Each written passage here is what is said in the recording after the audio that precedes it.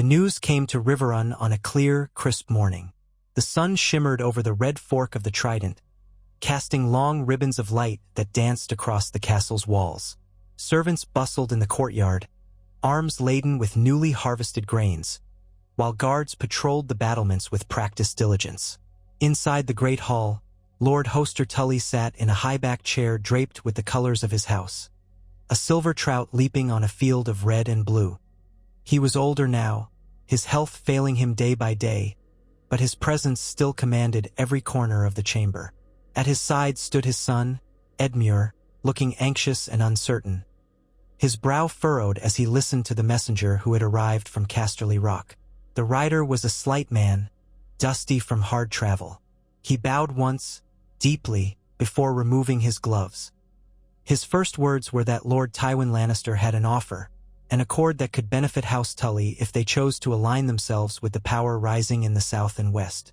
There had been rumors for months, tensions simmering between the king in King's Landing, the Starks in the north, and the Lannisters who commanded both wealth and cunning from their seat in the Westerlands.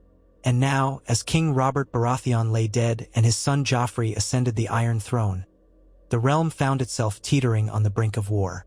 Tywin Lannister, in his characteristic foresight, had decided to gather allies before the swords were drawn in earnest.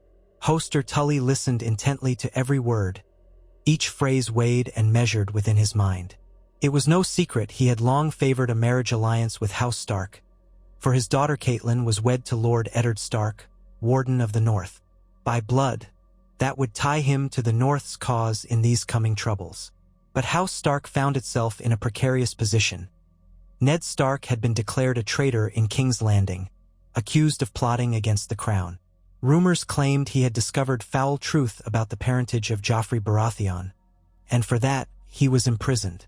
The banners of the North were being called, the great wolves prepared to march. Yet Catelyn, once the brightest star of Riverrun, was far away, frantic with concern for her husband's life. Communication between them had grown difficult, overshadowed by the crown's hostility and the Lannisters' might. Across the realm, lords were choosing sides. Some followed the king on the Iron Throne for better or worse. Others muttered in private that Joffrey was no rightful heir, and that the realm should not be ruled by Lannisters. The Baratheon brothers, Stannis and Renly, each had their own claim, fracturing the unity the Seven Kingdoms had only recently enjoyed. Yet, in all this turbulence, House Lannister's wealth and Tywin Lannister's renown as a brilliant commander were impossible to ignore. Riverrun stood vulnerable at the crossroads of great powers, with roads leading to the Westerlands, the Reach, and the North. Tywin's messenger assured them that if Riverrun sided with the Lannisters early, they would not only be spared the devastation of war, but might reap enormous benefits afterward. Territory, influence, gold, all these were possibilities if only House Tully sealed the pact. Edmure's first instinct was one of revulsion at the notion. His sister was a Stark, after all, and the Tully words, family, duty, honor, lodged in his heart. What family could be more sacred than one's own blood? But his father's health was deteriorating swiftly, and Hoster Tully was pragmatic enough to understand that wars in the Riverlands had historically brought ruin upon the house that tried to stand in the middle. Their land was the realm's heart, crisscrossed by major roads and vital rivers, and armies passing through often left destruction in their wake. The Tullys had faced devastation before. If they were not careful, they might again.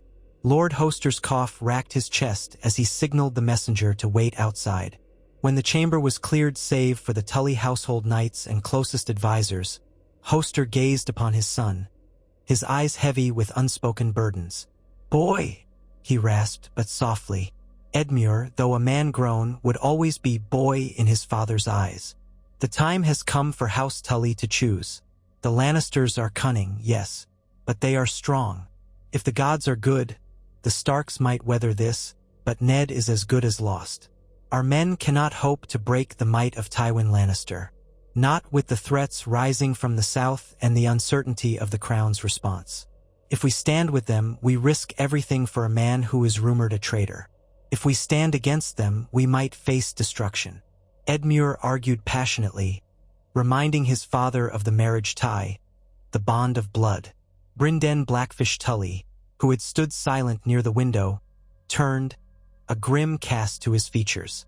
He was a knight of great renown, a seasoned commander who had fought in the War of the Ninepenny Kings long ago. "Hoster," he spoke, "I love my niece as much as you love your daughter, yet if war is coming, we cannot hope to shield ourselves behind broken walls of sentiment. Tywin Lannister's might is real. Do we want the Riverlands burned? Do we want our small folk to suffer? If we side with him early, we keep our lands intact." Hoster's eyes flickered between his son and his brother. He knew that he stood upon a precipice. Every Tully was taught the words from infancy: family, duty, honor.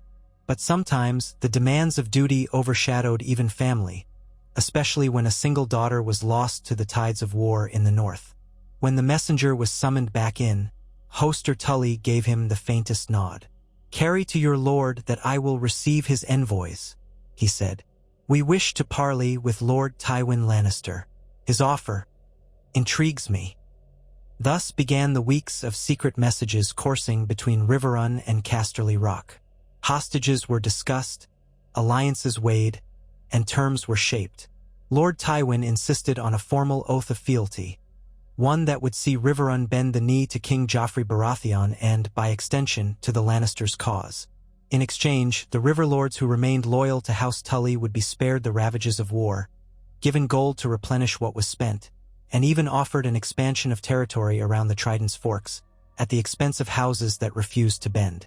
As word of these negotiations leaked, discontent flared among the lesser lords of the Riverlands. Lord Vance, Lord Piper, Lord Bracken, Lord Blackwood, the Mallisters of Seaguard, and many others weighed their own ancestral loyalties against the new and shocking possibility that the Tullys might turn against the North. Secret letters arrived from the North, some pleading and some furious. Robb Stark had called his banners. The boy was marching south to free his father. Catelyn Tully was with him. Their cause was just in the eyes of many, and it was said even the Freys at the Twins might lend their support if it meant rising in favor with the future king in the north, should that moment come. But the Tully seat was not to be swayed by uncertain prospects. Hoster Tully, growing more ill by the day, allowed his feverish nights to fill with nightmares of ravaged fields, burning villages, the cries of orphans. He thought of the Storm Lords turning their sights north under Renly or Stannis. He thought of the Tyrells forging alliances that could crush the Riverlands underfoot if House Tully chose poorly. His mind returned again and again to Tywin Lannister's renown, a man who had orchestrated the downfall of the Targaryens alongside Robert Baratheon, who had triumphed in the sack of King's Landing. The man was cold, perhaps cruel, but always effective. And so, one moonless night, an official scroll was dispatched to Casterly Rock, sealed with the wax imprint of the leaping trout. House Tully would bend the knee to King Joffrey and fight beneath the Lannister banner. The Riverlands would stand with the Iron Throne, at least in name. When the Riverlords received summons to Riverrun, they arrived in scattered groups, uncertain and anxious. Lord Jason Mallister, stern-faced, expressed shock and indignation at this news. The Blackwoods and Brackens, whose ancient feud was known throughout the realm, momentarily stood united in protest. Many argued that to betray the North was to dishonor everything House Tully stood for. But a battered old man in a chair, with an unwavering seriousness, reminded them that if they opposed this alliance, they were welcome to depart. Once Hoster Tully died, the lordship would pass to Edmure, who stood firmly behind his father's decision, though he did so with a visible quiver of doubt in his eyes. In truth, Edmure was torn, but he had no wish to see his father's final days consumed by war. Of course, not all Riverlords complied. The Mallisters, furious, parted ways with Riverrun. Mark Piper, too, left in anger, slamming his fist on the table before storming out of the Great Hall. The Blackwoods followed, though they left with a heavy reluctance. Most shocking of all, Lord Walder Frey, ever the opportunist, calmly declared that the twins would remain neutral for the time being. He offered words to placate the Tullys, but there was no mistaking his true intention: to wait and see which side would yield him the greatest advantage. Still, a large number of smaller bannermen, uncertain of their fates and intimidated by the shadow of Tywin Lannister, chose to remain loyal to Riverrun. House Derry, diminished in the aftermath of Robert's rebellion, also decided to cast its lot with the Tullys, hoping for protection from Lannister aggression. Weeks later, Tywin Lannister arrived at Riverrun in a blaze of crimson and gold. His host stretched along the riverbank for miles, armored knights under the Golden Lion banner, foot soldiers bearing heavy steel, and crossbowmen in disciplined ranks.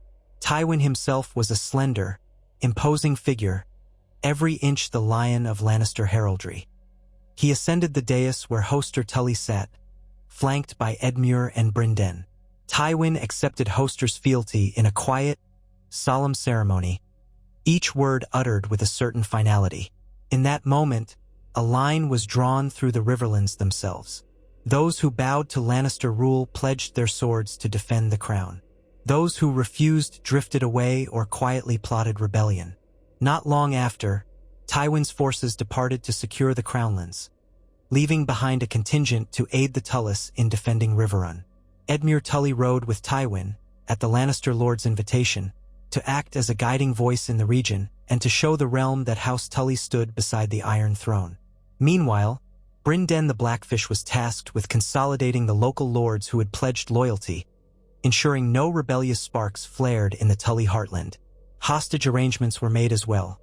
Some Tully cousins were taken back to Harrenhal, which Tywin offered to the notoriously loyal Lord Roose Bolton, an unexpected move that signaled the Lannisters were not entirely ignorant of the North's potential aggression. Though the Blackfish bristled at these concessions, Hoster commanded him to comply, for the alternative was an open Lannister occupation of Riverrun itself. It was at this time that Robb Stark called upon the Riverlords to unite with him as he marched south to free Lord Eddard Stark. Letters arrived at Riverrun at Seaguard, at the Twins, pleading for alliance, reminding them of the ties of blood. Robb's summons went largely unanswered in those parts of the Riverlands that had made peace with Tywin. Yet some lords, outraged at what they saw as Tully betrayal, met Robb's forces in secret. Lord Jason Mallister declared he would open Seaguard's gates to any Stark men traveling by the coast. Lord Blackwood gave food and shelter to Stark outriders passing through, though openly he did not raise the banner of the wolf. A quiet rift grew in the Riverlands, one that threatened to erupt into open conflict as the tides of war advanced. Edmure rode in Tywin's retinue, passing through devastated villages. Though House Tully had allied with the Lannisters, not every man in these lands accepted the new reality. Raiding parties terrorized supply lines, attacking shipments meant for Lannister forces. Rumors abounded of local rebels wearing trout badges crossed out in black, a symbol of their disgust for the Tully alliance, and wolves' heads pinned to their doublets. These small folk insurgents melted away into forests whenever Lannister soldiers approached, using their knowledge of the land to strike and vanish. At night, Edmure struggled to sleep as he heard the distant cries of peasants caught in the crossfire. He tried to steel himself. This was, after all, the path he and his father had chosen. Better a controlled burn than a raging wildfire, he told himself. In King's Landing, Joffrey Baratheon sat the Iron Throne. Word reached the capital that House Tully had bent the knee, and for the Lannisters it was a triumph, another pillar of support in the tumult. Cersei Lannister, Queen Regent, received Edmure Tully in the Red Keep with courtesy that bordered on condescension. Littlefinger, once a ward at Riverrun, was quick to fawn over Edmure, praising his wise choice and offering sly commentary on the realm's state. Tyrion Lannister, freshly returned from a sojourn in the Vale, watched the Tully heir with calculating eyes, perhaps pondering how best to secure him as an asset. The city buzzed with gossip. The North was in open rebellion under the young wolf, Robb Stark, while Stannis had declared himself rightful king on Dragonstone, and Renly had marched from Highgarden with the Tyrells at his side. The War of the Five Kings had begun in earnest, and the Riverlands were not a mere bystander. They were the keystone, the path armies must cross to reach one another. Amid these shifting allegiances, it became clear that Tywin Lannister aimed to smash Robb Stark's forces before they could threaten King's Landing. He planned to move northward, crossing the Riverlands with his host, and called upon House Tully to provide men to join the effort. Edmure, albeit reluctantly, agreed, knowing his father's oath allowed them no other choice. Still, there were those in Riverrun and the surrounding lands who refused to fight Stark men, kinsmen by marriage. Some knights deserted, vanishing into the night to join the rebels. Others approached Brynden Tully in secret, pleading for leniency, only to be told that they must remain loyal or face punishment. The Blackfish carried out these grim duties with a steady hand, though he hated every moment of it. Then came the news that shook the realm. Lord Eddard Stark had been executed on the steps of the Great September of Baelor. Edmure received the Raven in the presence of Tywin Lannister, reading the words over and over with a sense of growing horror. Ned Stark, the father of Catelyn Stark, Edmure's brother by marriage, had been beheaded as a traitor. Even more shocking was that the king, Joffrey, had done so impulsively, ignoring the counsel of his mother, his grandfather, and everyone else who wished to keep Ned Stark alive for leverage. Edmure felt his breath catch in his throat, imagining Catelyn's anguish, Robb's rage, and the fury of the North. He looked to Tywin, expecting some flicker of compassion or regret in the older man's eyes, but found only cold calculation. For the Tullys, this moment cast a long shadow. It was one thing to bend the knee to avoid war. It was quite another to find oneself pledged to a king who brutally executed a man deeply tied to their own bloodline. The question arose: had House Tully committed a grievous sin against its own kin by aligning with the killers of Lord Eddard? Yet the choice had been made, and reversing it now would be almost impossible. War was coming. Robb Stark had been proclaimed king in the north by his bannermen, and he marched south with a host of battle-hardened northerners, men who would die for him.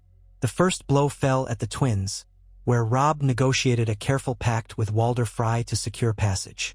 In exchange, the Freys demanded marriage alliances and royal favors. Though Walder Frey had refused to outright break from House Tully, he also saw opportunity in Robb's rising star. An alliance with a future king in the north could prove quite profitable. Robb's host descended into the Riverlands and clashed with scattered Lannister outriders. Word of his cunning crossing at the Twins spread. Suddenly, Tywin Lannister found himself forced to divide his attention between the Stark threat to the north and the Baratheon brothers to the south. Determined to crush the young wolf quickly, Tywin ordered a consolidation of forces near Harrenhal, commanding Edmure to bring Tully troops from Riverrun. The fortress of Harrenhal loomed over the waters of the God's Eye, a colossal ruin that still intimidated any army seeking to breach its walls. Lord Roose Bolton had taken control there under Tywin's guidance, but the presence of Bolton men from the Dreadfort, Northmen by birth, added another layer of tension. Rumors swirled that Roose Bolton's loyalties might be more complicated than they appeared. Edmure Tully was torn by nightmares, imagining clashing swords and rivers running red with the blood of both Northmen and rivermen. He tried to steel himself. He had no choice but to follow the Lannisters or risk seeing his father's final days overshadowed by Tywin's wrath. Before long, Edmure and his contingent of Tully knights arrived at Harrenhal, joining a formidable host under Tywin's command. Scouts reported that Robb Stark's army was on the move, capturing small Lannister outposts, freeing captive river lords, and gaining support from disaffected local lords. The boy was displaying a knack for warfare that no one had anticipated. Pockets of Tully bannermen, outraged by the alliance with the Lannisters, were throwing in their lot with the young wolf. Wherever Robb went, he liberated villages from the harshness of the war, earning the loyalty of the common folk. Battle was imminent. Tywin Lannister, frustrated by the risk of losing control over the Riverlands, called a council of war. Around him stood the greatest knights of the West, along with Edmure Tully and Roose Bolton. The map before them showed the forks of the Trident, the thick forests, and the open plains. Tywin's fingers traced potential paths for an army marching from the Twins. We meet Robb Stark before he can link up with these rebellious river lords in the central region. We crush his host in open battle, Tywin declared. He is a boy, a green commander. Once the North sees their boy king beaten, they will fold. Edmure ventured to speak up. My lord, the boy is cunning. He has already outmaneuvered several outrider parties. It might be better to fortify Harrenhal and let him come to us. He hesitated, thinking of how this might spare the countryside from devastation. But Tywin's eyes narrowed. The Lord of Casterly Rock was not a man to huddle behind walls. "The lion does not cower," Tywin hissed, and the matter was settled. The next day, Lannister horns echoed across the Riverlands, summoning the men to march. Robb Stark, however, proved more than just cunning. His vanguard executed daring strikes, cutting off supply lines and capturing or killing scouting parties. Then, near the village of Ashford-by-the-Water, the two armies met. It was a gray dawn, the sky pregnant with rain. The river mist curled around the ankles of soldiers as ranks formed.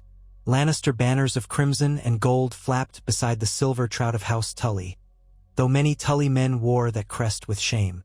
Across the field, the dire wolf of the north rippled on blue Raycloth. The combined host was daunting. Men of House Stark, Umber, Glover, and other northern houses, joined by riverlords who had fled the Tully alliance.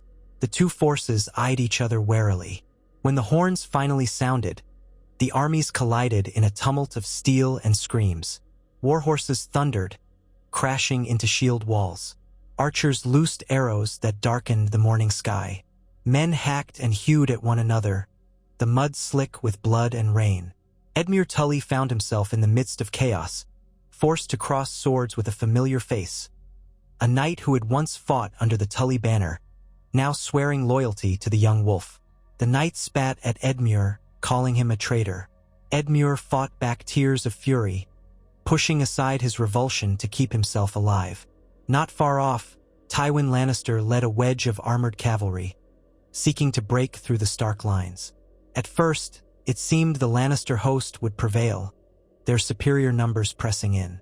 But then a crucial flank fell apart. A group of Northmen, led by the great Jon Umber, crashed into the Lannister right, scattering the ranks. Another wave of cavalry, commanded by Roose Bolton, simply watched from the sidelines, failing to reinforce. Rumor would later say Bolton deliberately delayed, allowing the young wolf to inflict greater losses on Tywin. Some whispered that Bolton had secretly negotiated with Robb Stark, but no one had proof. In the chaos, Robb himself appeared at the center of the fighting, wielding a sword with surprising skill. His direwolf, Grey Wind, sowed terror among the Lannister horses. Sensing the tide turning, Tywin Lannister ordered a disciplined retreat, pulling his men back lest they be surrounded. By day's end, the battlefield was left to the Stark banners. Dozens of Tully men lay dead among them. The stench of blood and rain hovered in the air as wounded men groaned. Edmure Tully, battered and exhausted, had escaped capture only because a company of Lannister knights spirited him away when the lines broke. As he rode away, he could not forget the sight of that Northman's eyes, the pure fury and betrayal in them. His heart weighed heavy with the cost of his father's decision. The Riverlands were being split asunder. If House Tully had refused Tywin's alliance, they would be fighting for the North. Perhaps that was the honorable choice, but at the time it had seemed suicidal. Now, as war devoured the countryside, Edmure realized that no choice could have truly spared them. The battered remnants of Tywin's host limped back to Harrenhal. The mood was grim. Lord Tywin's harsh gaze fell on Roose Bolton, who offered little more than a cold, emotionless apology for the delay. He claimed his men had been pinned by ambush, forced to hold position. Tywin gritted his teeth, knowing it was too soon to openly accuse the man. Divided or not, they needed every sword to hold Harrenhal. Messages flew to King's Landing, urging that reinforcements be sent. But in the capital, the situation was delicate. King Joffrey's cruelty was stirring unrest, and Stannis and Renly both threatened from different directions. Tywin recognized he would receive no immediate help. It fell upon him to quell the Stark menace, or at least hold them at bay. For his part, Robb Stark seized his moment. Rather than besieging Harrenhal, a fortress renowned for its cursed walls and labyrinthine halls, he spread out through the Riverlands, liberating castle after castle, garnering support among the local lords. Many Tully bannermen, upon witnessing the young wolf's prowess in battle, defected to his cause. Soon he established a strong foothold in the region, and the folk lauded him as a hero. Still, House Tully itself, pinned between Tywin's might and their own uneasy position, clung to the Lannister alliance, at least officially. Lord Hoster's health deteriorated. He lay in a bed high in Riverlands Tower, drifting in and out of feverish dreams of his lost daughter Catelyn. The small garrison left there by Tywin watched warily as villagers in the area grew restless, uncertain which lord truly protected them. Catelyn Stark, grief-stricken after her husband's execution, pleaded with her son to find a peaceful resolution, some way to rescue her daughters still in King's Landing. But the lines were drawn. Tywin Lannister demanded complete submission from the rebels. Joffrey refused to release Sansa and Arya Stark. The latter had gone missing, unbeknownst to most. The war ground on, pulling the Riverlands into a prolonged nightmare. The season turned from autumn to the edge of winter. Rain-sodden fields gave way to chill winds and frosty mornings. Small folk abandoned their farms, fleeing to whichever castle they believed might keep them safe. Bands of outlaws roamed the roads, robbing merchants. The Wolf King and his loyal river lords fought to expel Lannister influence from their lands. Meanwhile, Tywin's men launched raids, hoping to starve out local supporters of the rebellion. Caught in the middle, those lords still sworn to Tully faced a choice: to keep faith with the Lannisters or quietly open their gates to the north. Edmure Tully found himself with Tywin's army at the walls of Riverrun one dark evening, summoned there by the news of his father's failing condition. The fortress had not fallen into rebellion, but the mood within was tense. Brynden Blackfish Tully received them, his expression guarded. Hoster Tully, pale and barely conscious, managed to speak a few words to his son, yet the meaning was muddled. He raved about wedding matches and lost regrets, about how he had tried to protect the Riverlands from total devastation. He gripped Edmure's hand weakly, coughing up blood, begging him to make peace with Robb if it was still possible. Edmure's eyes burned with tears as he watched his father slip further from life's grip. Tywin Lannister waited in the Great Hall, as if he were master of Riverrun itself, sending out orders for supply routes and dispatching outriders to scour the countryside for signs of Stark movement. That night, Edmure walked along the battlements, lost in thought. The Red Fork stretched out like a ribbon of black glass under the moonlight. Memories tugged at him, of fishing with Catelyn, of hearing his father's stories of the War of the Ninepenny Kings, of how the Tully words were more than a motto. Family, duty, honor. He wondered if he had upheld them at all. A sudden voice jarred him from his reverie. Brynden Tully appeared, cloaked in shadow. The Blackfish's eyes were bright and fierce. "Nephew," Brynden said, quiet but insistent, "your father is dying, and the Riverlands are tearing themselves apart. What do you plan to do? Shall we remain under Lannister boots until we become no better than their puppets? Or will you risk everything and stand with our true kin in the north?" Edmure swallowed hard. "It is not so simple," he whispered. "If we break faith with Lord Tywin now, he'll raze Riverrun to the ground, if not the entire region. We cannot hope to match his strength." He paused, glancing at the moonlit waters. "I have sworn an oath, uncle, and though it sits ill with me, I must abide by it. To break it now would bring more bloodshed." Brynden's jaw tightened. "And do you truly think Tywin will spare the Riverlands in the end? You've seen his ruthlessness. He will crush any who displease him. If we remain in his shadow, the House Tully name will be reviled by half our own land. We will be known as traitors to the north forever." Edmure could not bear the weight of his uncle's gaze. He muttered, "When father passes, perhaps we can find a way, but not now." Hoster Tully passed the next morning. His dying breath escaped him in a final plea for peace, but it was too late. War would allow no such mercy.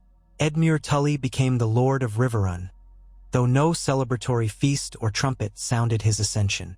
The funeral rites were arranged in haste, with Lord Tywin attending out of a sense of perfunctory obligation. Even in that moment of mourning, the Lannister patriarch surveyed the Great Hall like a strategist, calculating every advantage. The funeral boat was pushed into the Red Fork, laden with Hoster's remains, and an archer loosed a flaming arrow, a Tully tradition, returning their lord to the river. Edmure's hands shook as he performed the ceremony, tears in his eyes. Now he was alone in this role, with the future of House Tully resting on his decisions. No sooner had the embers of the funeral boat vanished downstream than Tywin demanded to speak with the new Lord Tully in private. There, in the solar where Hoster once held court, Tywin's voice was laced with cold steel. "Lord Edmure, I understand your grief, but the war does not pause for funerals. We must strike at the rebels before winter truly sets in. You will lead your men to join my host, and we will march against Robb Stark's forces near the Whispering Wood or wherever we can trap him." Edmure pressed his lips tight.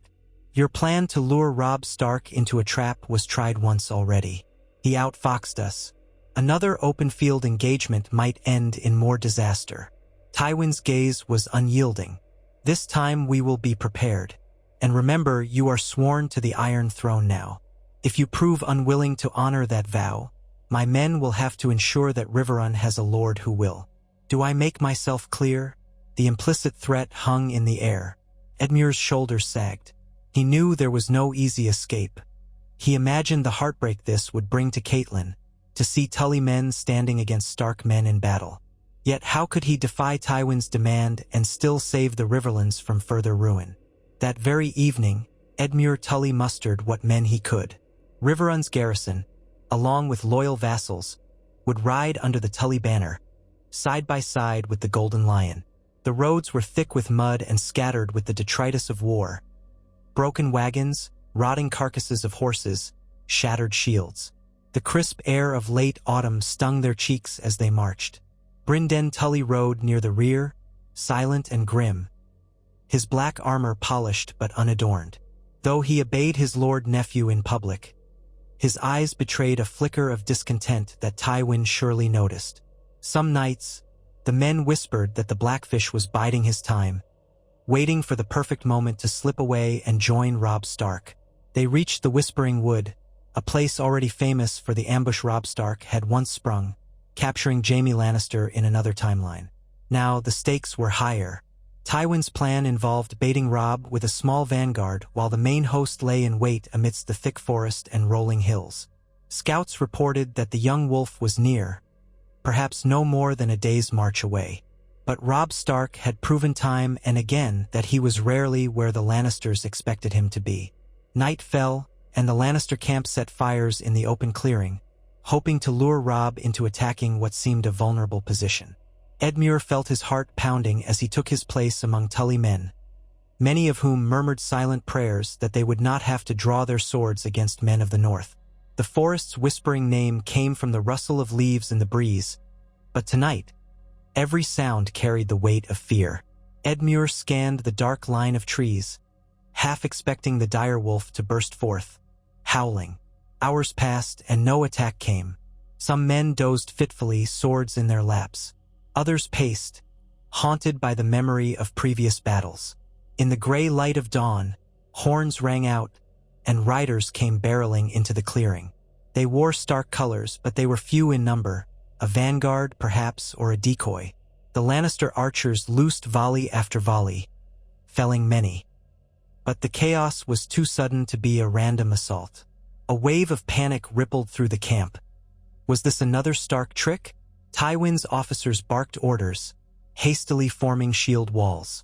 Edmure and his Tully knights lined up alongside them. Then the forest erupted on the opposite side of the clearing. Robb Stark's main force surged out with an uncanny sense of timing, throwing the Lannister ranks into confusion. The ensuing battle was messy. The carefully laid trap began to fold in on itself as Stark outriders exploited every gap. Men shouted for cavalry to charge, but the horses were spooked by the thick trees and the cunning tactics of the Stark archers. Once again, Robb's direwolf sowed terror in the lines, savage and fearless. The forest shadows and slopes aided the Northmen, who engaged in quick strikes before melting back into cover. Tywin Lannister, furious, directed heavy infantry to secure the perimeter, but it was no easy task. Lord Roose Bolton, seemingly fighting for the Lannisters one moment, mysteriously drew back at critical junctures. Some claimed it was simply caution. Others suspected a deeper betrayal. In the thick of the fighting, Edmure Tully's helm was nearly split by a tall umber man roaring, "For Ned!" Edmure blocked just in time, his arms shaking from the impact. Struggling to hold his composure, he realized that every swing of his sword might be a blow against men who once would have gladly called him ally. The sting of that truth nearly paralyzed him. He managed to thrust the umber man back with the flat of his blade, refusing to land a killing blow. The Northman sneered, spitting at Edmure's feet before retreating into the swirling melee.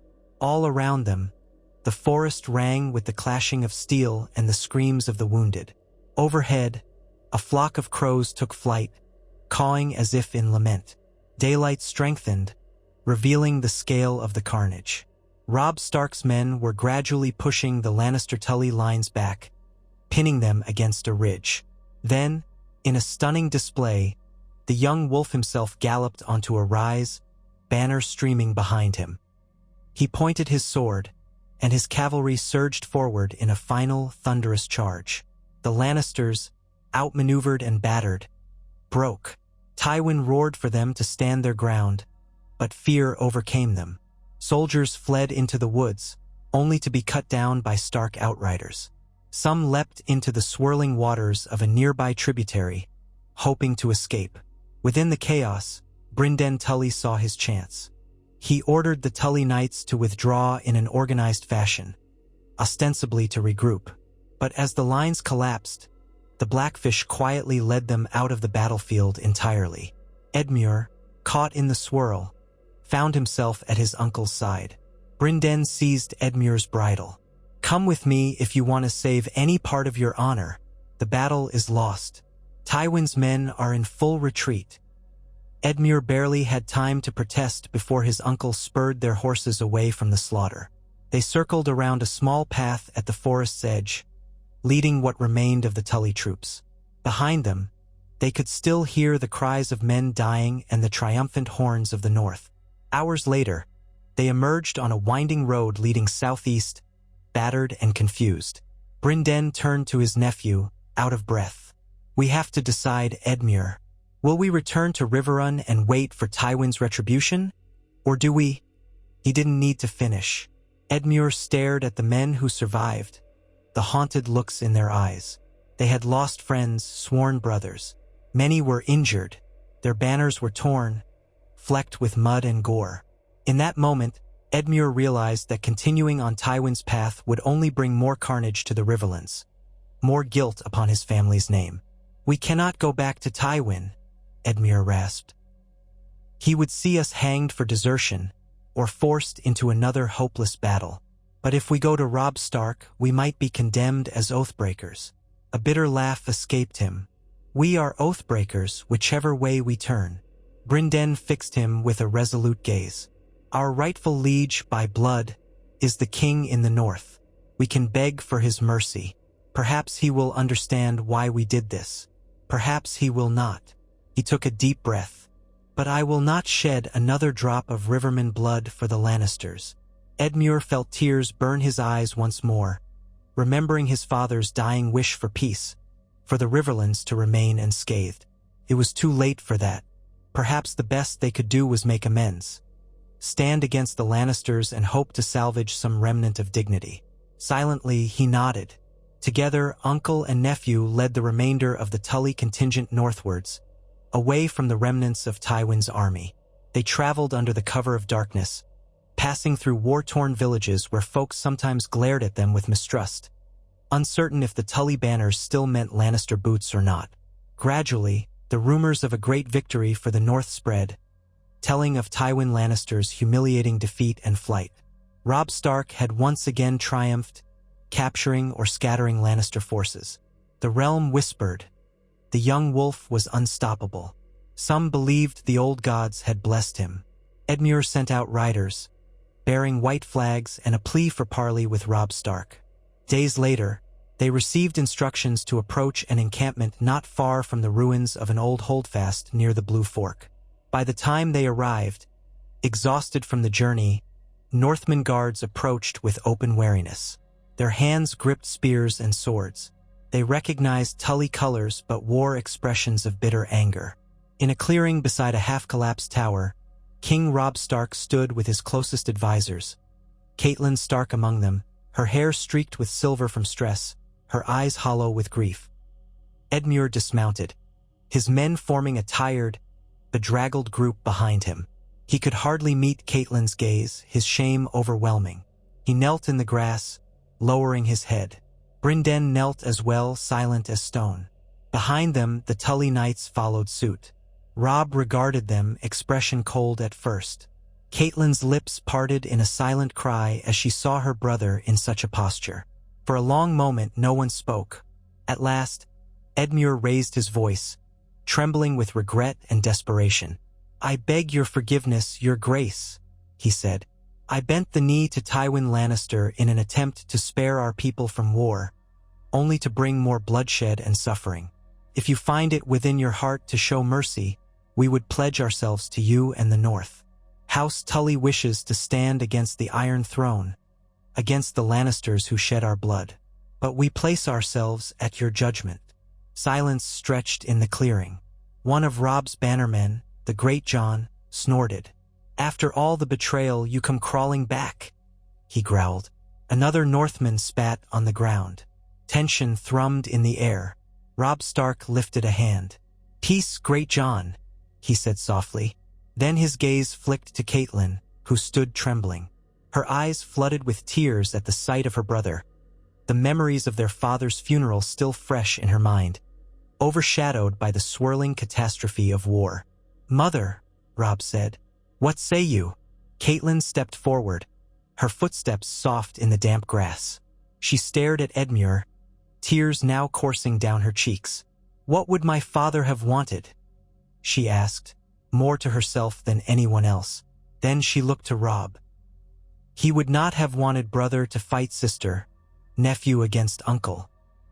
He would have wanted the Riverlands to be free of Lannister claws. She turned back to Edmure. "You have made grievous errors, but you are my blood, my mother's son. If you truly wish to redress this wrong, you will fight with us until the Lannisters are driven out of the Riverlands, and you will make amends to those lords who have suffered." Edmure's eyes burned with unshed tears. "I swear it," he whispered, voice cracking. Beside him, Brynden bowed his head solemnly, echoing, "Gee the vow." Robb exhaled. While some of his men muttered their distrust, the king in the north slowly nodded. "Very well," he said, more heavily than triumphantly. "Rise, Edmure Tully, Lord of Riverrun. Let the realm see that no matter how the Lannisters try to divide us, the Riverlands and the North remain bound in the name of House Stark and House Tully." Relief and heartbreak warred within Edmure as he rose, blinking back tears. Catelyn pulled him into a shaky embrace, and he felt her thin arms trembling. For a moment, the war receded, replaced by the simple ache of family reunited after betrayal and grief. But the moment was fleeting. The men around them still stood in armor, with swords at their belts and the smell of blood in the air. Winter was coming, and the war was far from over. Edmure's defection, joined by the Tully men who had marched under Tywin's banner, proved a strong blow to the Lannister cause in the Riverlands. Castles that had been on the fence now turned to Robb Stark with renewed vigor, believing that if the Tullys themselves had seen the error of supporting Tywin, there must be no future in that alliance. Riverrun, still garrisoned by some Lannister troops, became a site of conflict, but the local populace rose up and seized control of key gates, allowing Stark-friendly forces to retake the castle with minimal bloodshed. Thus, the Tully seat was, for a brief moment, restored to its rightful place by the side of the Starks. But not all was forgiven. The lords who had lost men fighting Tully banners under Lannister command demanded recompense. Some called for Edmure to face a tribunal, but Robb and Catelyn tempered their anger, explaining the circumstances. The talk of punishment gradually shifted to demands for gold or land or newly forged alliances. Seeking to mend the rift, Edmure pledged to host a grand council at Riverrun once the Lannisters were driven out, to address grievances and restore order in the Riverlands. Brynden Tully worked ceaselessly to unify the outraged lords, using his own reputation as the Blackfish to persuade them that Edmure was genuine in his desire to heal old wounds. Meanwhile, Tywin Lannister reeled from his defeat, retreating south to link up with other loyalist forces near the Blackwater. Rumors suggested he would attempt to secure King's Landing from the Baratheon brothers, who also threatened the city. The ripple effects of House Tully's initial siding with Tywin had changed the shape of the war. Though ultimately the Tullys realigned with the north, the costs had been staggering. The Riverlands were fractured, suffering from raiders, burned villages, and deep-seated resentments. Houses like Mallister, Blackwood, and Frey each weighed their own advantage carefully. Walder Frey, ever opportunistic, continued to play both sides, though now he found it prudent to pay homage to Robb Stark, acknowledging him as king in the north. Yet he kept the lines of communication open with the Lannisters, just in case. Winter crept closer, the days shorter and the nights colder. The Riverlands, ravaged, tried to recover from the harvest season lost to war.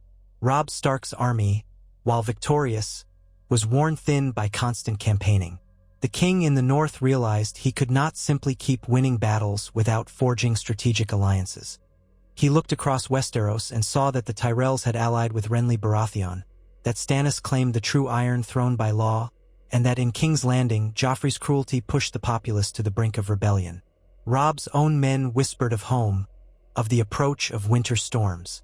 He recognized he needed a decisive action to end hostilities, or at least secure the North's independence. But how?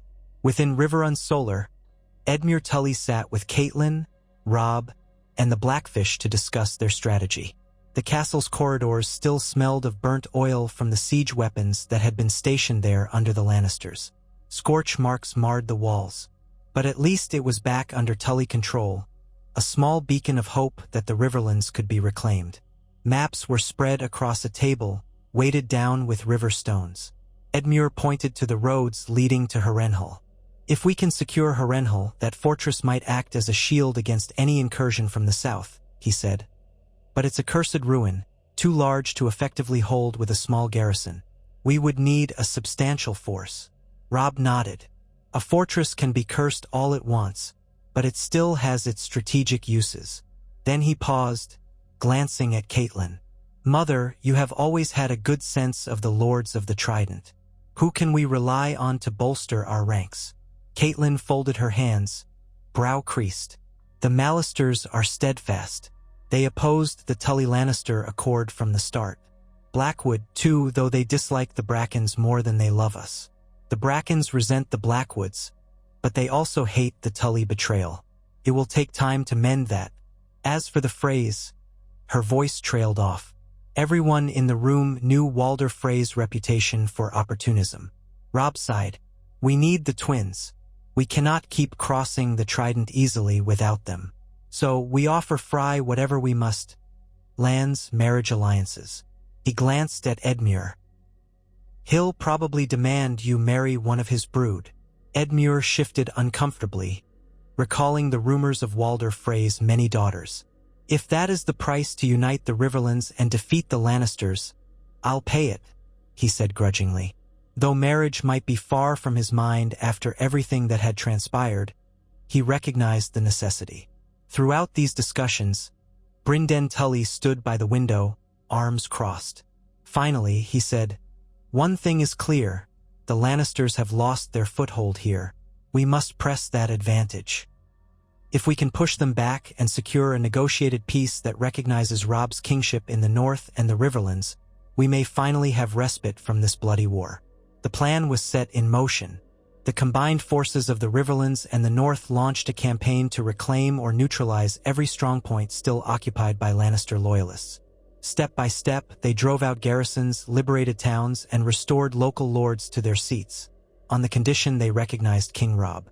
The transition was not without bloodshed, but compared to the pitched battles of earlier months, it was more a series of skirmishes and sieges that ended relatively quickly once word spread that Tywin Lannister had shifted his attention to King's Landing, preparing for a confrontation with Stannis or Renly, depending on whose approach threatened the capital. Even so, the scars left by House Tully's initial allegiance to Tywin lingered. Some of the local lords demanded reparations from Edmure, citing villages burned by Lannister forces operating under Tully auspices. Others quietly nursed their grudges, waiting for the war's outcome to see where best to place their loyalties. It would be many years before the Riverlands fully healed, if such a thing was even possible in a realm so prone to conflict. Back in King's Landing, Tywin Lannister found himself forced to contend with the improbable alliances forming against Joffrey's rule. The arrival of Renly Baratheon and the Tyrells threatened to lay siege to the city. In some corner of his mind, Tywin no doubt cursed the day House Tully decided to side with him. What should have been a strong outpost in the Riverlands had turned into a quagmire that drained resources and men, only to end in another humiliating defeat. The Riverlands had split, some lords siding with Tully and by extension with him, others joining Robb Stark. But ultimately, the hearts of the Riverlanders belonged to their own, and they were far more inclined to rejoin the Tully banner once that banner stood beside the dire wolf of the north again. As ravens carried word of the shifting front lines, the realm braced for the next phase of the War of the Five Kings, the power struggle around King's Landing. Robb Stark and his advisors debated whether to march south in an attempt to take the capital or remain in the Riverlands to consolidate their hold. Robb's victory in the field had given him momentum, but he could not easily field the numbers to challenge both the Lannisters and the Tyrell Baratheon alliance. Meanwhile, winter's specter loomed, and the Northmen had little desire to be caught far from home in the deep cold. Seeking to avoid a prolonged war, Catelyn Stark embarked on negotiations with Renly Baratheon, traveling with a small retinue. She pleaded the case for Northern and Riverlander independence, pointing out that Tywin's hold on the throne was tenuous at best, that Joffrey's claim was compromised by rumors of illegitimacy. If Renly succeeded in taking King's Landing, perhaps a new peace could be brokered. But the realm was complicated, and alliances shifted with the tides of ambition. Through it all, Edmure Tully strove to rebuild the trust of his people. Under his uncle's guidance, he organized relief for peasants whose homes had been burned, distributed grain from Riverrun stores to villages teetering on famine, and met personally with lords who felt betrayed by House Tully's earlier pact with Tywin. Some nights, he sat by the hearth in Riverrun's great hall, rubbing tired eyes, remembering the day the messenger arrived from Casterly Rock with Tywin's offer. He remembered the hope that maybe, just maybe, a quick submission would spare the Riverlands from war. How naive that had been. The Riverlands had become a battleground regardless, and in trying to straddle the line between loyalty to kin and fear of Lannister might, Edmure and his father had torn their house's reputation asunder. Catelyn reassured him that the Tully words were never meant to be easy. "Family, duty, honor," she would say softly, as they lingered over the flickering candles late at night. "They don't promise us that the path is straightforward, only that we must strive to uphold these principles, even when the cost is high." Father thought he was protecting his people. In the end, war found us. But we have another chance now to do right by our house and by the realm. That chance hung precariously dependent on the fortunes of war. Renly's sudden death, mysterious and unnatural, took the breath out of his claim, sending the Tyrells pivoting toward an alliance with the Lannisters. Stannis, defeated at the Battle of the Blackwater, was forced to retreat to Dragonstone. In a shocking twist, King's Landing welcomed Mace Tyrell and his bannermen, who helped break Stannis' assault. Tywin Lannister returned to the city triumphant, declared savior of the city. Joffrey remained on the Iron Throne, buoyed by Tyrell support. The fortunes in the south changed drastically. Now, with the Tyrell alliance in hand, the Lannisters were stronger than ever in King's Landing. Tywin turned his sights back to the north and Riverlands, intent on punishing the Wolf King for his string of victories. Robb Stark faced a dire situation. Pinned by a formidable southern power, uncertain alliances among the River Lords, and the lingering distrust that came from the earlier Tully Lannister alignment. Yet the king in the north remained resolute, forging a plan to secure a path to the western coast, hoping to carve out a route to Lannisport and threaten the Lannisters on their home turf. The Riverlands would serve as a vital corridor. In Riverrun, Edmure prepared for the onslaught. Scouts reported large Lannister hosts gathering near the Golden Tooth, bolstered by fresh Tyrell levies. The unstoppable tide of war swelled once more, threatening to drown the Riverlands in blood. Though exhausted, the region braced itself. Lord Edmure sent ravens pleading for help from any corner of the realm willing to fight the Lannisters. Some rebels from the Vale, sympathetic to the Starks, pledged small numbers. A few Stormlords, disillusioned by the Baratheons' infighting, considered riding north. The Freys, after much hemming and hawing, provided a token force, just enough to maintain favor. But as the Lannisters and Tyrells converged, it was clear that Robb Stark's forces might be overwhelmed unless they pulled off another miracle on the battlefield. Amid these dire circumstances, Edmure Tully rallied his people, reminding them of the old pride of the Trident. He journeyed from castle to castle, speaking with lords about how the Targaryens were once turned back at the waters of the Trident, how Robert Baratheon had won a fateful victory there against Prince Rhaegar. "This land is our land," Edmure proclaimed, "and we cannot let outsiders devour it for their own ambitions." Where once the Tully name evoked bitterness, it began to conjure a sense of unity. This was their homeland, and though Edmure had erred in the past, he now fought tooth and nail to preserve it. The final clash loomed as Tywin Lannister, accompanied by Mace Tyrell and the bulk of their combined armies, marched toward the Riverlands. They threatened an enormous invasion, planning to crush Robb Stark and any rebellious lords in one grand campaign. As word of the approaching host spread, fear gripped the countryside. Families fled, seeking refuge behind castle walls. Bread and salt became scarce in some areas, the roads thick with refugees. Robb Stark and Edmure Tully conferred at Riverrun, along with the Blackfish and other key commanders. They pored over maps, debated strategy, and argued about the best choke points. The main question: fight Tywin head-on, or attempt a more subtle approach of raids and ambushes? Robb's reputation as a cunning commander suggested the latter, but with Tyrell armies swelling Tywin's numbers, it was possible that the Lannisters could simply spread out and methodically seize each strong point. As plans solidified, Catelyn Stark looked upon the battered knights and lords gathered around the map table. So many of them had lost family to the war. So many harbored grudges from the time when Tully men fought under Lannister banners. And yet here they stood, forging a last stand to defend their homes. She thought again of her father, of how heartbreakingly short-sighted his alliance with Tywin had been, despite his good intentions. The realm was ever complicated, with family ties and political allegiances weaving a tapestry too intricate for any one person to control. Whatever the outcome, this war would forever change the Riverlands. House Tully's decision to side with Tywin Lannister at the outset had nearly destroyed them, sparking resentment from their own people and leading to brutal battles that scarred the land. Yet, ironically, the Tully name had also endured, surviving even that fateful betrayal by eventually returning to the side of the north. The Riverlands, once more, had become a crucible in which the destiny of Westeros would be forged. And as the horns sounded on the ramparts to announce the approach of a massive Lannister-Tyrell host, every man and woman in Riverrun knew that the morrow would bring either devastation or a miracle. Edmure Tully stepped onto the battlements beside Robb Stark, the wind snapping at their cloaks. Torches flickered below, lighting the fortress walls. Far across the rolling plains, the distant glow of campfires revealed the size of Tywin's approaching army, countless points of light against the dark horizon.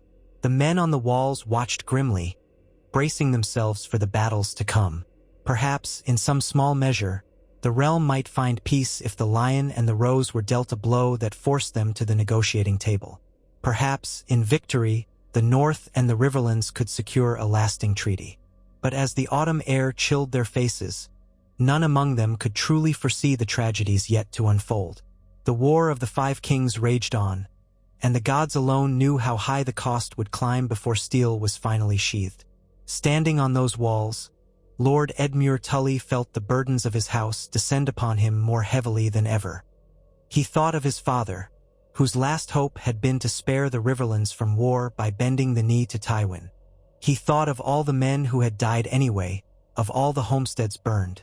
The Riverlands might well survive this war, but the memory of their lord's alliance with the Lannisters would linger like a wound that never quite healed. If there was a chance for redemption, a chance to reclaim the Tully words in full family duty honor, then this final stand might be it. As dawn broke, the horns blared once more. The army stirred, the clang of metal heralding another day of battle. Men prayed to the Seven or to the old gods or simply to luck. War drums began to pound, a somber rhythm that resonated with the hearts of all who stood ready to defend Riverrun. And in that charged morning light, with the Trout and Direwolf banners snapping side by side, Edmure Tully steeled himself for the fight of his life. No matter what, the Riverlands would not fall without a struggle. No matter what, this day would forge a new chapter in the story of House Tully. Though no one knew if the tides of fate would ultimately favor the wolf, the trout, or the lion, one truth stood clear as the armies collided. The Riverlands had been rent in two by that first fateful decision to side with Tywin Lannister, and a deep scar had formed across the heart of Westeros, one that might take generations to mend. Yet, in the crucible of war, even scars could be woven into a tapestry of newfound unity and resilience. And so they fought, the men of the Trident, carrying the memory of what had been lost and the hope of what might be reclaimed, forging onward through the storm of steel that closed in around them. Dawn broke over the battlements of Riverrun with a cold, pale light, and the horns on the ramparts wailed their warning. Men-at-arms hurried to the walls, calling back and forth with tight voices as they squinted across the fields. Though it was hard to see much more than silhouettes in the early haze, torches in the far distance glimmered like 1,000 fireflies dancing on the horizon. A sign of the vast army that approached, an amalgamation of Tyrell roses and Lannister lions.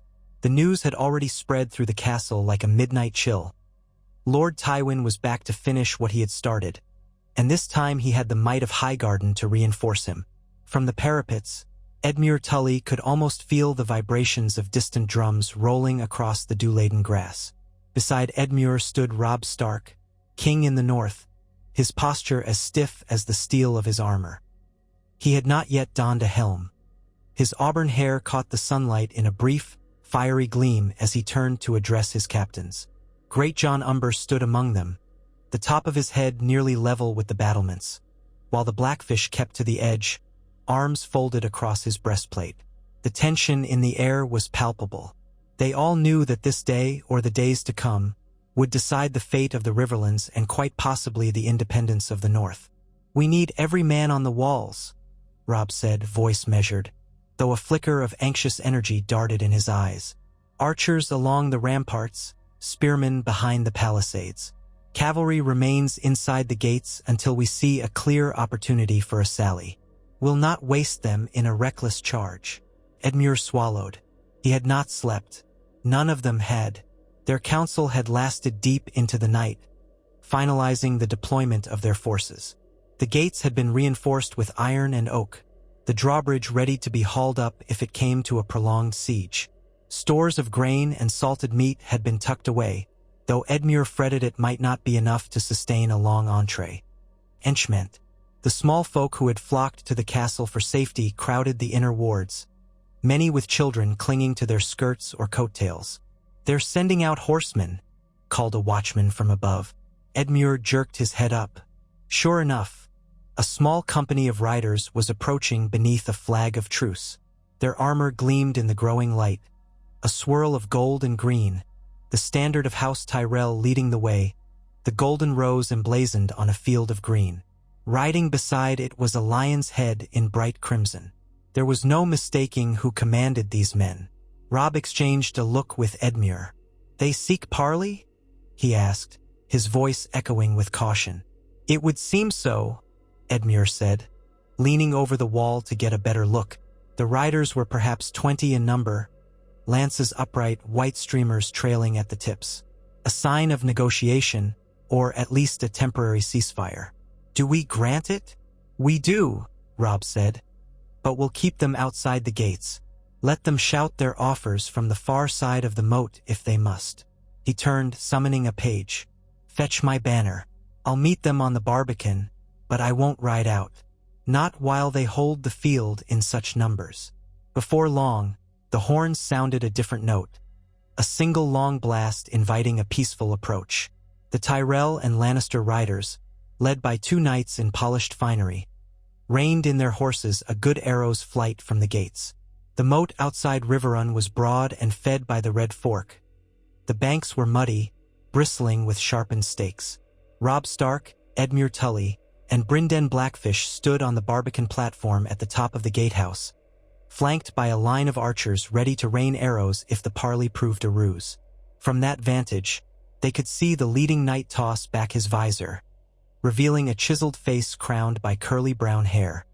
He raised his gauntlet hand as though to show he bore no weapon. "I come from Lord Tywin Lannister and Lord Mace Tyrell, offering terms," the knight called. His voice carried clearly in the crisp morning air. "Will you hear us, King in the North?" Robb's jaw tightened slightly at the formal address. He stepped forward, resting his hands on the stone rampart. "Speak then," he replied. "We are listening." The knight's horse shifted, snorting. "Our lords offer a chance for the Riverlands to yield without bloodshed. If you lay down your arms, hand over Riverrun, and release all prisoners you hold, you will receive the king's peace.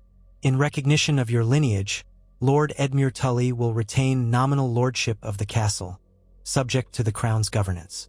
The Northmen must depart back over the neck immediately, swear fealty to King Joffrey, and disband their armies. You will also forswear any claim to kingship."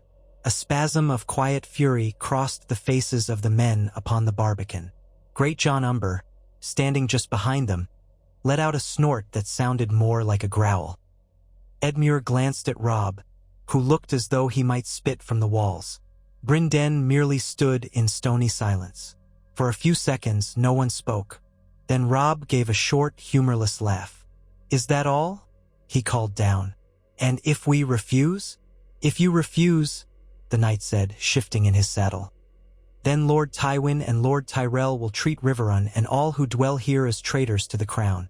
That includes the Tully lords, the River lords in rebellion, and the northern host. There will be no quarter given in battle. The choice is yours, King in the North." Robb stared down at him. He did not bother to glance at his companions. He already knew their minds. "My father was executed as a traitor for telling the truth about Joffrey's birth," he said. "My sisters languish in King's Landing.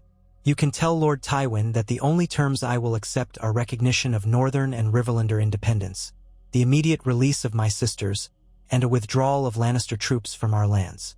Those are my terms. If Lord Tywin finds them wanting, then let him come and see how well he fares at our walls." A simmer of tension rippled through the watchers. The knight below let out a short breath. "Then you shall have your war," he said. He flicked the reins, gesturing to his standard-bearer, and turned his horse. The parley party rode off at a brisk trot, heading back toward the distant mass of tents and banners that loomed on the horizon. Robb exhaled, stepping back from the parapet. "So be it," he murmured. "We hold Riverrun." Edmure's mouth felt dry. He nodded, trying to suppress his roiling worry. If they truly meant to hold Riverrun, they faced a staggering alliance of Lannister and Tyrell might. The Tyrells had nearly endless supplies from the Fertile Reach, along with thousands of mounted knights famed for their prowess. And Tywin Lannister, ruthless, cunning, experienced, would not likely let them slip away. This was not the first time the Riverlands had seen siege and ruin, but it might prove the most devastating if the Tyrell quartermasters brought siege engines, heavy cavalry, and a willingness to starve them out. They left the Barbican and descended the winding steps into the courtyard. The men there stood tensely, awaiting news. Robb set them to tasks, reinforcing weak points in the walls, distributing rations, checking the stables and supply wagons. In quieter tones, he conferred with Edmure and Brynden about sending out ravens to lords who had not yet joined them. Blackwood, Bracken, Derry, even some of the lesser lords, to plead for reinforcements. But the realm had grown so war-weary that few had the men or the inclination for yet another stand. Those who might have joined them had suffered casualties or destroyed harvests, and winter crept ever closer. The best Edmure could hope was that those few stalwart houses still uncommitted might realize that if Riverrun fell, the entire region would be at Tywin's mercy. By midday, scouts sent from the castle's highest tower confirmed that the enemy had begun to encamp in earnest. Long rows of tents sprang up like mushrooms after rain, stretching along the banks of the Red Fork and beyond. Edmure found it difficult to keep track of how many men arrayed against them, certainly tens of thousands. The Tyrell banners, proud and numerous, flew in the breeze. Golden roses, green fields, a forest of spears. Interspersed were the crimson and gold lions of House Lannister, and even some loyalist houses from the Crownlands that had joined them. The host was staggering. The Riverlanders behind Riverrun's walls exchanged wary glances. No illusions about the enormity of the threat. Catelyn Stark observed from an upper window of the keep, her grief-etched face set in calm determination. She had seen war before. During Robert's rebellion, she had endured the fear for her family and home. This, however, felt like the final crucible, an all-out confrontation that might leave Riverrun battered beyond recovery. She met her brother Edmure by the main stair, placing a hand on his forearm in silent reassurance. "Do we have any notion of how soon they might begin?" she asked softly. "Not yet," Edmure replied. "Likely they'll test our defenses, set up siege lines, maybe try to starve us out. If I know Tywin Lannister, he won't be rash. He'll let the Tyrell quartermasters handle much of the slow strangulation. Plenty of food, plenty of men, while we watch our supplies dwindle." Catelyn pressed her lips together. "We must not let them pin us inside for too long. Winter is coming, and the Riverlands will not yield a second harvest once the frost sets in. Robb needs to think of a way to break their lines or draw them away." They both gazed out across the courtyard, where columns of men armed with spears, swords, and crossbows hurried to designated stations. A hush had fallen over the castle, as if the stones themselves held their breath. Only the occasional neigh of a horse or the bark of a sergeant broke the tense silence. A few hours later, the first arrows came skittering over the walls.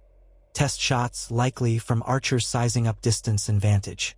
They plunked harmlessly into the courtyard mud or rattled on the rooftops.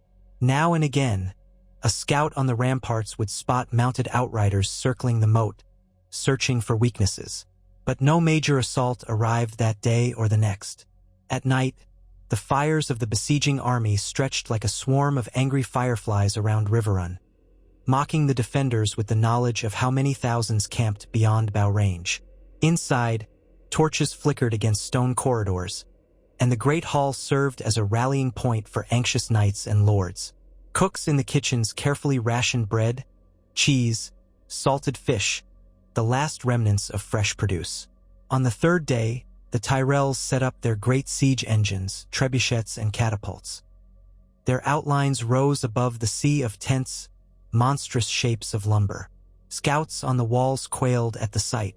The watchers reported to Robb and Edmure that not one or two, but at least 4 trebuchets were being constructed, enough to batter Riverrun's curtain walls to rubble if given time. Even from a distance, the rhythmic hammer of carpenters could be heard, building these engines to rain destruction on the fortress. "We can't let them just pound our walls into dust," Robb said in a tight-lipped council that evening. The flicker of candlelight cast harsh shadows across his young features. "If they get those trebuchets operational, it's only a matter of time before we crumble." Brynden Blackfish drummed his fingers on the table where the maps lay. "We could attempt a sortie," he suggested. "A surprise night attack to burn the siege engines before they're finished. We've done it before. Remember the effort we made against one of Tywin's smaller camps last year? A quick strike, set them aflame, and retreat." Roose Bolton, who had returned to the north side, though eyed with lingering suspicion, cleared his throat. His pale eyes flicked across the faces in the council. "Their camp is vast, and the Tyrell Knights are not green. You risk losing many men in such a strike. Perhaps you recall the last time a northern sortie tried to burn Lannister siege engines. They managed it, but half their number fell to archers." Robb regarded Bolton stonily. The memory of Bolton's earlier half-hearted support at the Whispering would still cast a shadow. But his words were not without truth. "Even if we sacrifice men to burn those trebuchets, Mace Tyrell has the resources to build more," Robb conceded. "But if we do nothing, we invite them to begin the bombardment unchallenged." Edmure pressed his lips together, thinking, "We might not be able to destroy all of them, but crippling 1 or 2 would buy us time. At least it would force them to start over, or to move more men to protect the engines, which weakens other areas. Catelyn listened quietly, her chin resting on steepled fingers. After a moment, she spoke, her tone quiet but firm. We have more than just the prospect of a siege to consider. If we remain holed up, we can't negotiate for Sansa's release or any kind of peace. Tywin and Mace Tyrell will continue building engines, and they'll keep us under siege indefinitely. In the meantime, our provisions dwindle, and men grow weary. Once winter truly grips the land, it might become untenable to hold out. We need a plan that goes beyond the walls. The discussion branched into ideas, forging alliances with houses as far as the Vale or the Stormlands, luring Tywin away by threatening another region, or contacting lords in King's Landing who might chafe under Lannister rule. None of these plans bore quick fruit. The realm was exhausted, and few possessed the will or the ability to challenge the Lannister-Tyrell axis. Robb Stark's name was feared by many, but that alone did not conjure armies from thin air. Eventually, it was decided. A select band would attempt a covert assault on the siege engines in the dead of night. Brynden Tully volunteered to lead it, though Robb insisted on personally taking part. The Great John also stepped forward, too eager for battle to remain cooped within the walls. Each man chosen for the mission would dress in dark leathers instead of bright heraldry, slipping through a postern gate on the side of Riverrun facing away from the main encampment. If fortune favored them, they would circle around and strike the siege works unawares, setting them aflame before the Tyrell Watch could react. By the time the alarm sounded, the raiders would vanish back into the shadows, retreating to the secret path along the banks of the Red Fork. That same night, well after the moon had risen high, the small party gathered in the courtyard. They wore no sigils except for a subtle trout or wolf pinned beneath their cloaks. Their faces were set with grim resolve. Torches along the walls sputtered in a fitful breeze as they made their final equipment checks. Torches to ignite the wooden frames, flasks of oil to hasten the flames, shortbows for silent kills. Robb clasped Edmure's hand in farewell. Edmure tried to hide the tremor in his grip, heart hammering at the danger. If Robb were killed or captured, the morale of the defenders would plummet. "Take care," Edmure whispered. "I'll station watchers at the postern. We'll have them open the gate the moment you return." Robb nodded. He glanced toward Catelyn, who stood near the gatehouse door. She offered him a small nod, sorrow etched on her face.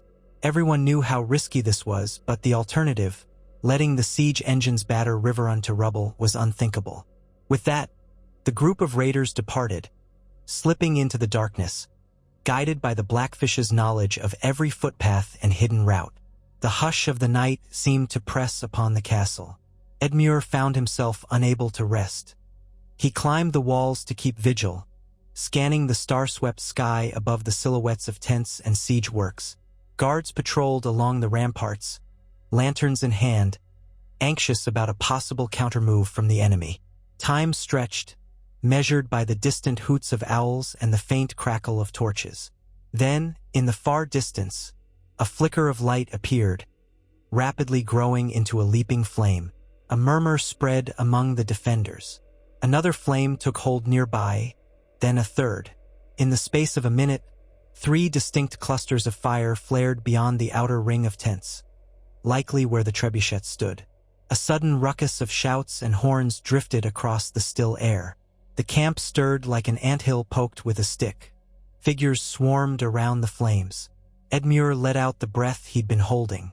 It appeared the raiders had succeeded at least in setting some fires. But the commotion grew.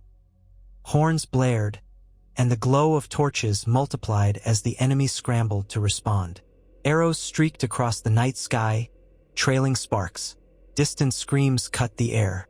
It was too dark to see precisely what was happening, but Edmure feared that their men might be trapped. His heart pounded, eyes straining to spot movement in the gloom. Time dragged once more. 10 minutes passed, then 20. Still, the fires crackled.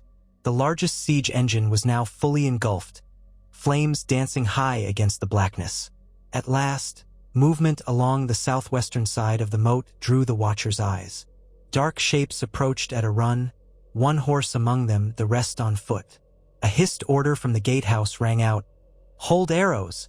That's our own." The postern gate swung open. Archers and spearmen waited, tense, as the returning band came scrambling through, covered in mud and sweat. Some clutched bleeding wounds. The Grachan's thigh was bandaged hastily with a rag, his face twisted in pain, but he grinned like a madman. Robb limped in on the arm of Brynden Tully, blood seeping from a cut at his left hip. But they were alive, and behind them at least 2 of the trebuchets burned beyond repair. Catelyn rushed down into the courtyard, the flicker of torchlight reflecting her alarm as she saw the blood on Robb's side. "Medic!" she called, kneeling to examine him. Robb gritted his teeth, brushing aside her worry. "I'm all right," he said, though a grimace betrayed the pain. "We did what we came to do. We burnt 2 of the trebuchets completely. The 3rd might be salvageable, but it'll take time." "And the men?" Edmure asked, breathless, as he counted heads. Brynden gazed around wearily. "We lost 4, some to arrows, some to sword. A dozen wounded, including the king." He looked at Robb with a flicker of protective concern, though he held it in check. "But we achieved what we set out for. The biggest siege engine is in ashes, and the others are badly damaged. Mace Tyrell will think twice before leaving them unguarded again." The sense of relief was palpable, though tempered by grief at the men lost in the raid. As the wounded were carried to the infirmary, Robb collapsed onto a bench in the courtyard, letting the castle maester, a frail old man, tend his hip with bandages and a pungent salve. Edmure hovered at his side, wanting to say something heartening, but he was too drained himself. In the flicker of torchlight, the blood on Robb's tunic looked almost black, and Edmure could not help imagining what might have happened had the arrow hit just a few inches higher or deeper. Morning broke with the acrid scent of burned wood drifting over the battlements. The watchers saw the remains of at least 2 large siege engines smoldering in the enemy camp. The charred frames jutted upward like giant skeletons. Men moved around them, poking and prodding the wreckage, while fresh columns of armed guards patrolled the perimeter, glinting spears in the new daylight.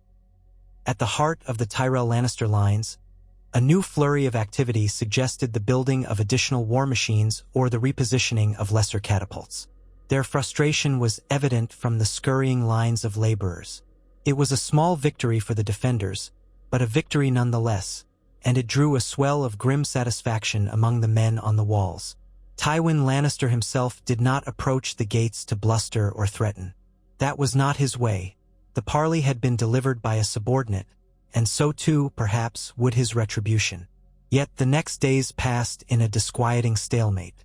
With their main trebuchets gone, the besiegers resorted to smaller catapults, flinging stones that occasionally impacted the walls. Some gouged chunks from the battlements or collapsed bits of rampart, but none landed a crippling blow.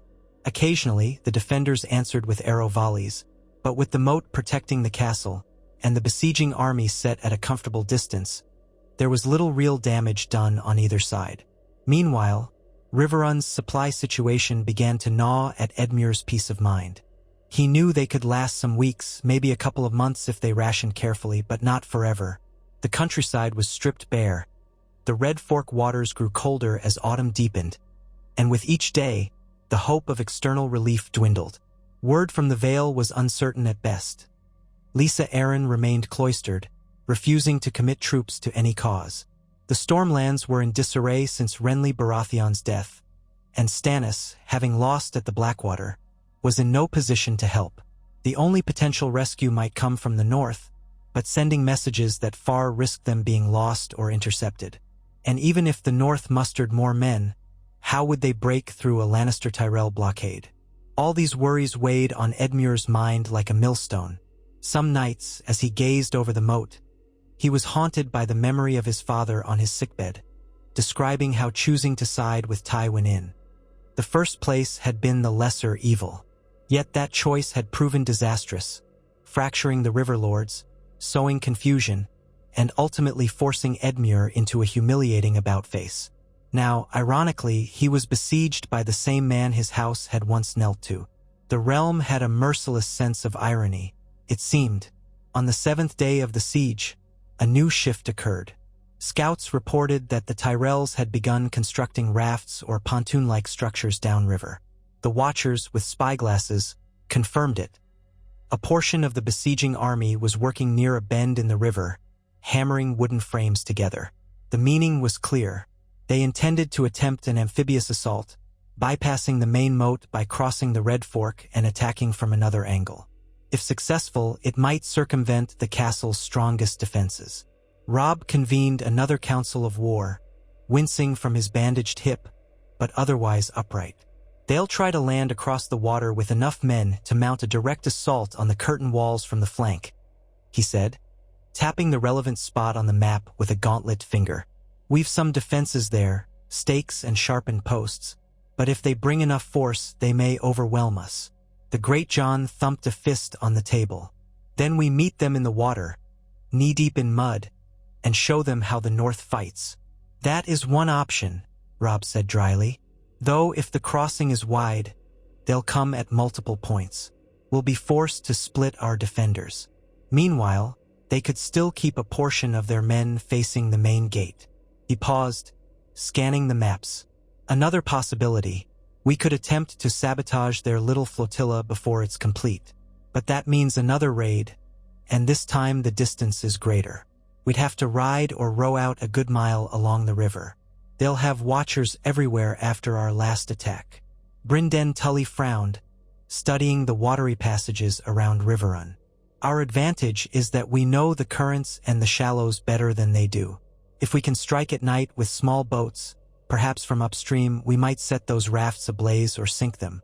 But it's risky, and each time we do it, we lose men. Every attempt to hamper them costs us blood, Roose Bolton added in his quiet tone. We should conserve what men we have for when they finally commit to a large-scale attack.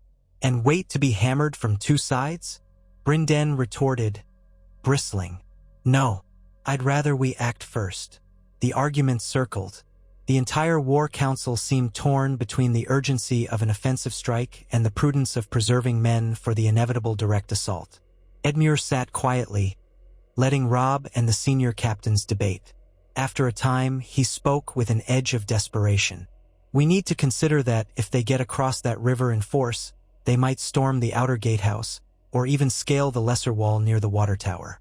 The design of Riverrun is strong, but not impregnable. If the Tyrell engineers are half as cunning as their quartermasters, they'll have scaling ladders and grapnels. True enough, Robb said, raking a hand through his hair. All right, we'll form a small strike team. We'll sabotage those rafts with fire arrows if we can. Brynden, you'll plan the details, but keep it small. I cannot afford to lose too many men in a nighttime skirmish. The rest of us will make sure the walls are doubly manned, in case the Tyrells or Lannisters try something else simultaneously.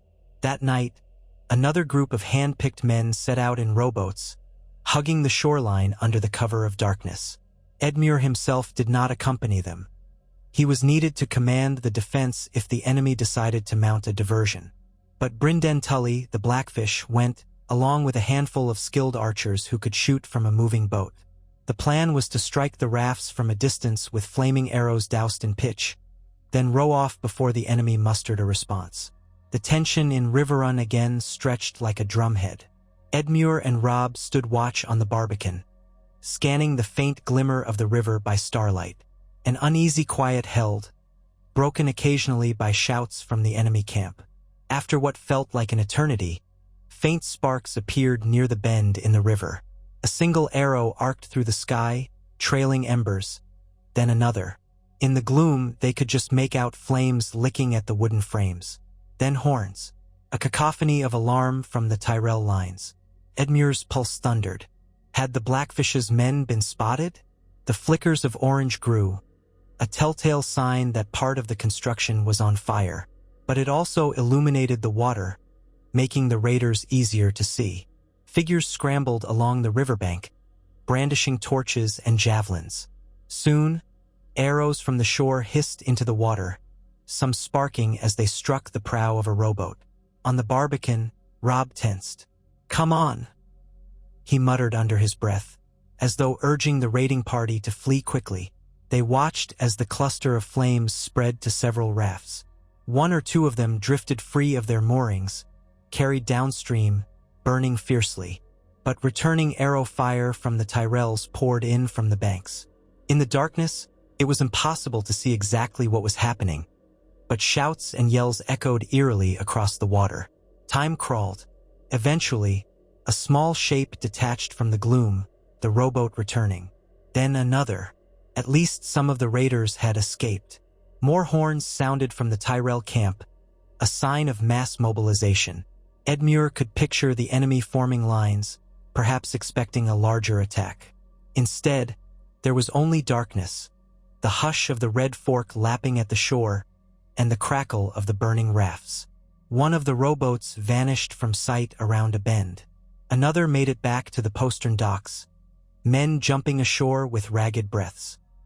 By dawn, the watchers confirmed that a portion of the rafts had been destroyed, though some remained intact or partially damaged.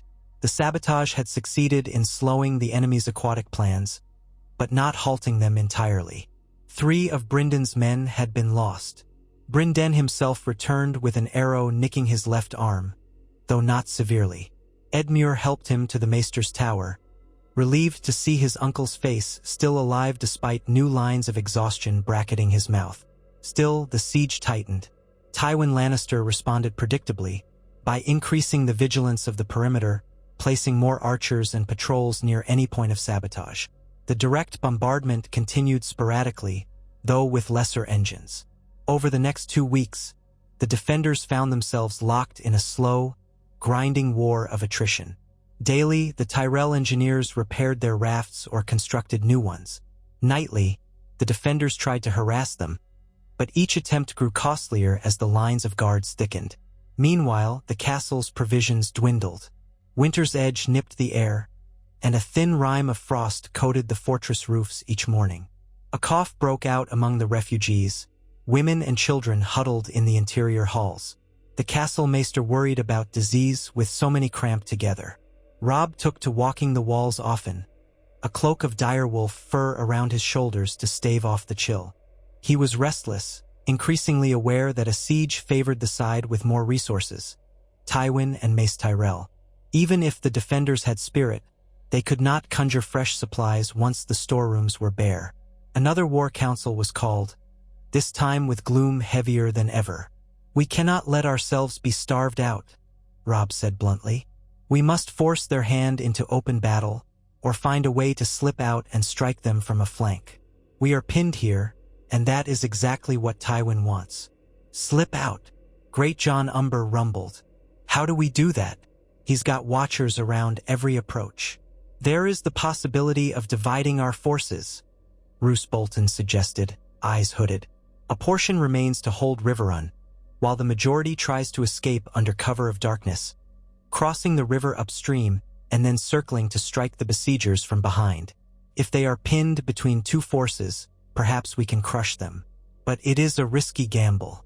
If the group that leaves is discovered, we could be attacked in detail, first the breakaway force, then the castle." Catelyn folded her hands. "And we risk losing the castle if the breakaway fails. If Tywin senses weakness, he'll mount a swift assault on the diminished garrison." Robb exhaled, frustration evident. "All choices carry risk. If we do nothing, eventually the Tyrell food wagons will outlast us. If we try to break out in force, we risk being caught in the open. Our best shot might be an ambush that lures Tywin into committing men away from the siege." "But how?" Edmure frowned. "What if we make it look as though the castle is on the brink of surrender? Send out signals that we are negotiating, that we're about to accept Tywin's terms. Perhaps he'll concentrate his men close to the gate for the formal acceptance, leaving part of his perimeter weaker. Then we strike from within and without, if we can slip men out in small groups beforehand." Catelyn looked worried at the suggestion, but Robb rubbed his chin, mulling it over. "You mean, trick him into believing we intend to open the gates for a ceremonial handover? If we can orchestrate the ruse well, Tywin might indeed gather a large contingent near the main gate. But we must be certain we can gather a strong force outside to smash them from behind." "I can lead a detachment out through the water gate 1 or 2 nights before," said Brynden. "Maybe we can slip enough men behind the lines, wait in the wooded area near that bend in the river. When they come to claim their false surrender, we charge." "It's bold," Robb said, eyes alight with the possibility. "But Tywin Lannister is no fool. He'll suspect a trap if we are not convincing. He might keep half his men back. Still, even that half might be enough for us to exploit." Thus, a desperate plan took shape. Over the next few days, under the cover of feigned despair, the defenders at Riverrun reduced their arrow volleys and catapult harassment, pretending to conserve dwindling supplies. They even sent a messenger under a flag of truce, one of Catelyn's trusted retainers, claiming that Lord Edmure was willing to discuss terms of surrender if King Joffrey would guarantee amnesty to certain key figures. Tywin's subordinates received the messenger with polite skepticism. Word returned that the Lannisters would indeed be open to lenient terms, provided Robb Stark and the main northern commanders laid down arms. The Tyrell camp seemed suspicious but intrigued. Meanwhile, in the dead of night, Brynden Tully led a hand-picked force of 300 men out through the water gate on small boats and rafts, muffling oarlocks and hulls with cloth.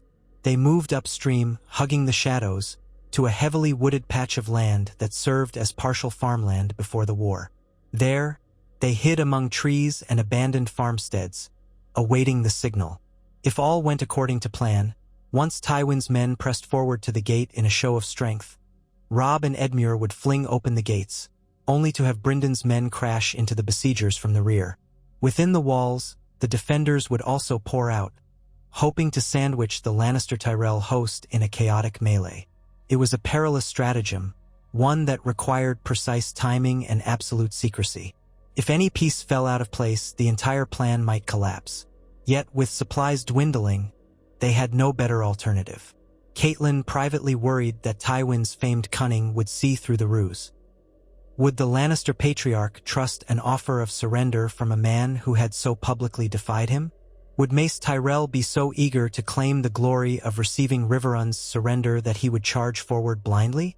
It hinged on the arrogance that so often accompanied powerful lords who believed victory was assured. On the appointed morning, the messenger from Riverrun rode out under a final flag of truce, proclaiming that Lord Edmure Tully and King Robb Stark wished to conduct the formal surrender at noon. The Tyrell Lannister camp showed signs of mobilizing. Units formed into columns, presumably to present a show of overwhelming strength, while envoys prepared to witness the capitulation.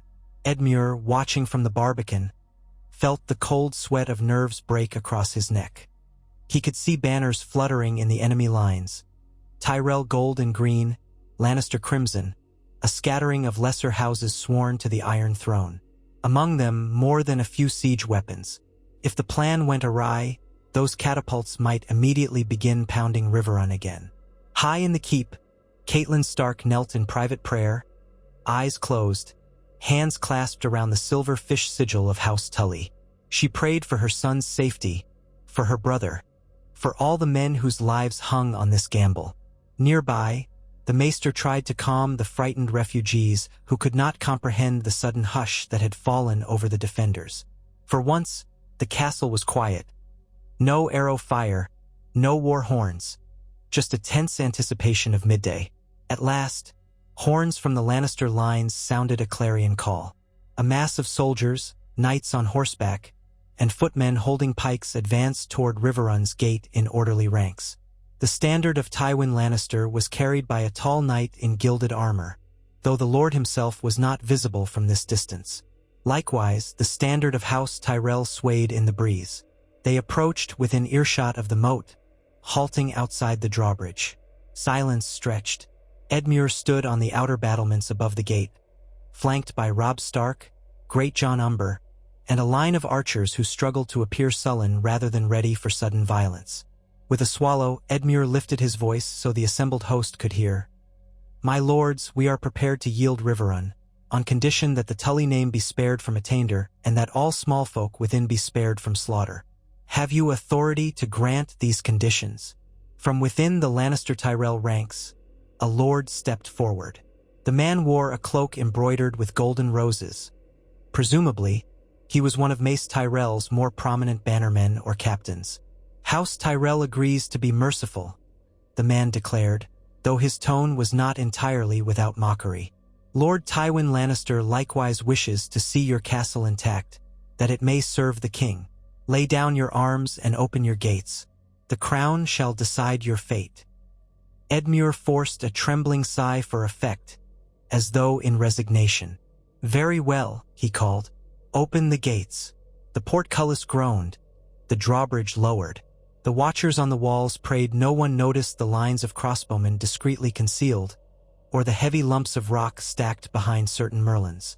Step by step, the defenders parted, leaving a broad path from the gate into the courtyard. Edmure and Robb remained on the parapet, ready to descend once the enemy had moved far enough inside to be vulnerable.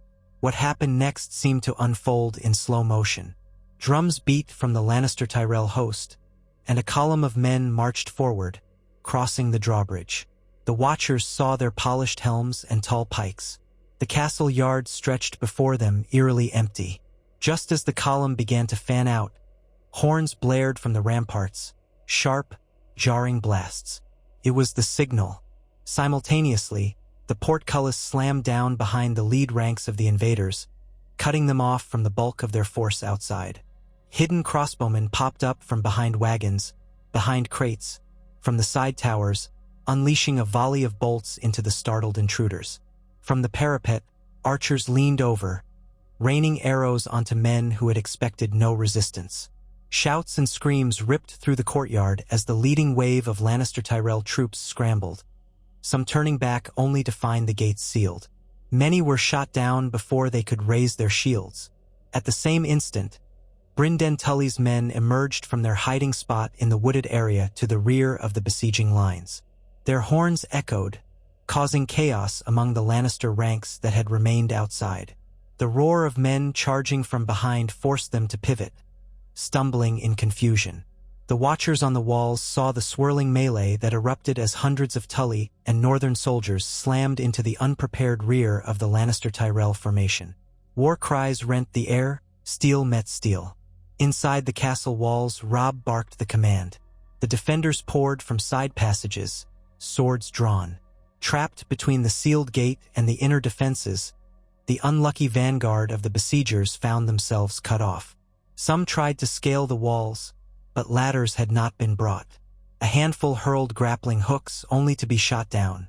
In minutes, the courtyard was thick with bodies, men crying out, desperate to escape. Edmure joined the fray with a sword in hand, though his skill was hardly that of a seasoned warrior. He focused on coordinating his household knights. "Forward! Push them toward the gate!" he shouted over the din, as crossbow bolts whistled overhead. The screech of metal on metal filled his ears.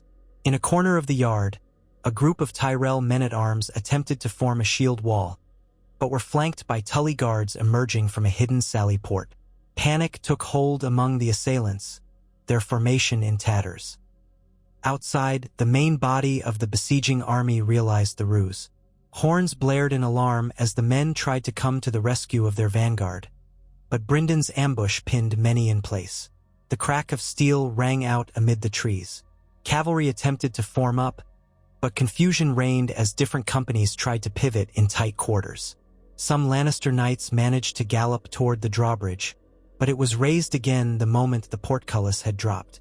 They could not enter, nor could they extricate the trapped men inside. Within a quarter hour, it was clear that a significant portion of the vanguard had been slain or captured. Bodies lay scattered around the courtyard in pools of blood. A handful of survivors threw down their weapons, surrendering rather than continue a hopeless fight. The walls bristled with archers still ready to send arrows into the yard if any pockets of resistance flared. Edmure, panting, his tunic spattered with gore, stared around in disbelief. Their plan had worked, at least inside the castle, but the battle outside still raged. Climbing the ramparts, Edmure saw the swirl of conflict along the perimeter of the siege lines. Brynden Tully's force pressed from one side, while the main Lannister host regrouped quickly, attempting to wheel about and form a battle line. Mace Tyrell's banner was visible near the center, though Edmure could not spot the Lord himself among the chaos. Shouts and the clang of steel echoed across the fields, punctuated by the occasional thunder of hooves. Smoke rose from a few burning tents. Robb joined Edmure at the rampart, breathing hard, but with a fierce light in his eyes. "We can't stay locked behind these walls. Our advantage is the confusion. We need to sally forth, reinforce the Blackfish and break their lines completely. If we succeed, we might rout them all the way out of the Riverlands." Without hesitation, Edmure nodded, adrenaline still surging in his veins. "Yes, I'll gather the cavalry. We'll open the main gate in force and smash them between us and Uncle Bryndon's men." That was exactly what they did. The portcullis rose once more, and a drawn-up wedge of mounted knights, bearing the dire wolf and the leaping trout, thundered out of the gate with Robb Stark at the head. Edmure rode beside him, heart racing, sword in hand. The Grachan's booming war cry spurred them on. They collided with the disordered ranks of Lannister foot soldiers who were struggling to respond to Bryndon's assault from the rear. The men in the middle, caught in a double envelopment, broke in panic, scattering in all directions. A few banners tried to rally, forming tight clusters of men who fought back valiantly. But the suddenness of the trap was too great. All around, men fought, bled, and died. Horses screamed, throwing riders. The ground churned into mud and gore. Edmure lost himself in the chaos, slashing at any foe who came too close, narrowly avoiding a pike thrust that would have taken him from the saddle. Robb's dire wolf, Grey Wind, charged among the enemy lines with savage ferocity, scattering men who had never faced such a beast. Shouts of "Stark" and "Tully" rang out, mingled with curses and pleas for mercy. Bit by bit, the Lannister-Tyrell formation disintegrated. Some tried to flee toward the main encampment, but Bryndon's men blocked their route, driving them into a kill zone of archers. Others fell back, rallying around a cluster of mounted knights bearing the Lion's standard, who fought doggedly to keep a corridor open. Edmure spotted the standard of House Tyrell deeper in the fray, but it was quickly swallowed by the chaos. A small band of heavily armored Reachmen knights countercharged, only to be surrounded and forced to yield or die. Then, as swiftly as it had begun, it was over. The enemy columns melted, breaking into pockets of retreat or surrender. Some knights and lords no doubt escaped, riding hard for the southern roads, but many hundreds more lay dead or captured. Tattered banners fluttered on the churned field. Smoke drifted from the remains of tents and supply wagons set ablaze in the confusion. The air reeked of blood, sweat, and fear. As the battlefield quieted, Robb Stark reined in near Edmure, breath steaming in the chill air. His sword, slick with gore, trembled in his hand. "We did it," he said, voice raw with adrenaline and shock. "By the gods, we did it." Edmure could only nod, his own mind reeling. He looked for Bryndon and soon spotted the Blackfish astride a horse, scanning the field with a grim expression. The older man raised his sword in acknowledgement, then began organizing men to gather prisoners and tend the wounded. Cheers rose sporadically among the Stark and Tully forces, but it was tempered by the horror of the scene. The moans of the dying, the limp bodies of fallen companions. Many had perished in that brutal half-hour of combat. Yet the victory was undeniable. They had shattered the largest besieging force outside Riverrun. While Tywin himself was nowhere to be seen, likely he had not personally led the assault on the gate. The combined Lannister-Tyrell lines were broken. The siege was lifted, at least for now. Among the prisoners taken were knights who could be ransomed, archers who quickly threw down arms, and some minor lords. Edmure realized that the realm might see a shift in the balance of power yet again, if Tywin's main host had been battered or forced to retreat. Robb wasted no time. He ordered a contingent to secure the encampment, salvaging whatever supplies they could. The men found caches of food, which was greeted with cheers. They uncovered half-built siege engines and a variety of weapons. More importantly, they rescued peasants who had been pressed into service by Tyrell foraging parties. The entire camp fell under Stark Tully control. By dusk, the battlefield had been largely cleared of enemies, except for the scattered bodies or small groups that managed to flee. The watchman reported that a portion of the Lannister leadership, possibly including Tywin, had retreated south in haste. Some Tyrell officers might have withdrawn westward, though the chaos of the rout made exact details fuzzy. In Riverrun's great hall that evening, the mood was both jubilant and sober. A great victory feast might have been called for in other times, but the day's carnage weighed heavily on everyone. Men ate quietly, grateful to have full bellies for once, thanks to the supplies seized from the enemy wagons. Robb delivered a brief address, praising the bravery of all who fought. Cheers erupted at his words, though many voices were missing, voices silenced on the field. Catelyn embraced her son, tears in her eyes. Edmure found himself with a cup of wine in hand, almost too fatigued to raise it to his lips. Brynden placed a hand on his shoulder. "You did well, Edmure," he murmured. "Your idea of feigning surrender carried the day." Edmure managed a small, tired smile. "We had no choice but to gamble," he answered. "And I'm thankful it worked. But the war isn't over. Tywin escaped, and the Tyrells still hold vast power. They'll regroup." The Blackfish's eyes flickered. "Then we'll be ready for them, or we'll strike first. For now, we've bought time for the Riverlands, and that's more than we had yesterday." Robb joined them, limping slightly on his bandaged hip. He, too, looked exhausted, though determination gleamed in his gaze. "Tomorrow we see to the wounded, ours and theirs. We'll show mercy where we can. A single victory doesn't mean the realm is settled, but by the gods, this is the first good step we've had in months."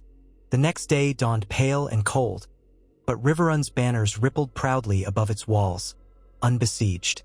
The countryside around the castle was in ruins, the remains of the enemy encampment smoldering in the morning light. Yet the defenders who ventured out had the rare freedom to move beyond the moat.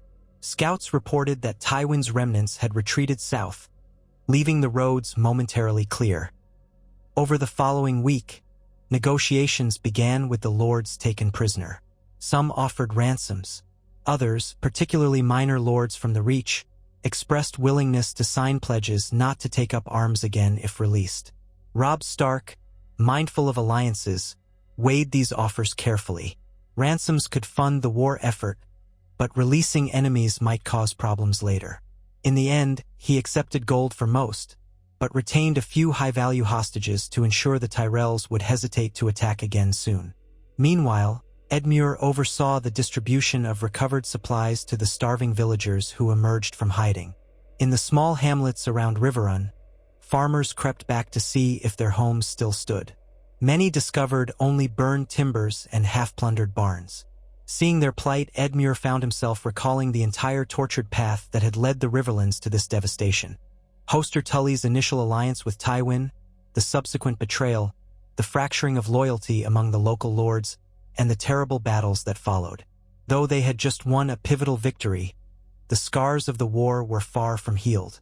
One frosty morning, Edmure stood atop a small hill near the charred remains of some enemy siege equipment, surveying the broad fields that lay beyond Riverrun. Months ago, these fields had been green with barley and wheat. Now they were a patchwork of churned mud and ash. A few crows picked at the remains of a broken wagon wheel. The wind carried a faint tang of smoke. In that silent scene, he felt a deep ache for the land he so loved, the Riverlands that had once been proud and fertile, dotted with prosperous villages. He remembered the words of House Tully: family, duty, honor. So much family lost. Ned Stark, Hoster Tully, countless cousins and bannermen. So much duty demanded that they navigate alliances and betrayals. And honor had been tarnished by the alliance with Tywin. Now, at least they stood with the North once more. They had reclaimed a measure of pride. Perhaps, if the gods were kind, they might find a way to end this war on terms that allowed the Riverlands and the North to stand free of Lannister rule. His reverie was broken by the sound of hooves. Turning, he saw Catelyn approaching on horseback. She wore a simple cloak, the hood drawn up against the chill, her face lined with worry and relief in equal measure. She dismounted and joined him, resting a hand on his arm. "I wondered if I'd find you here," she said softly. Robb told me you were riding out to survey the damage.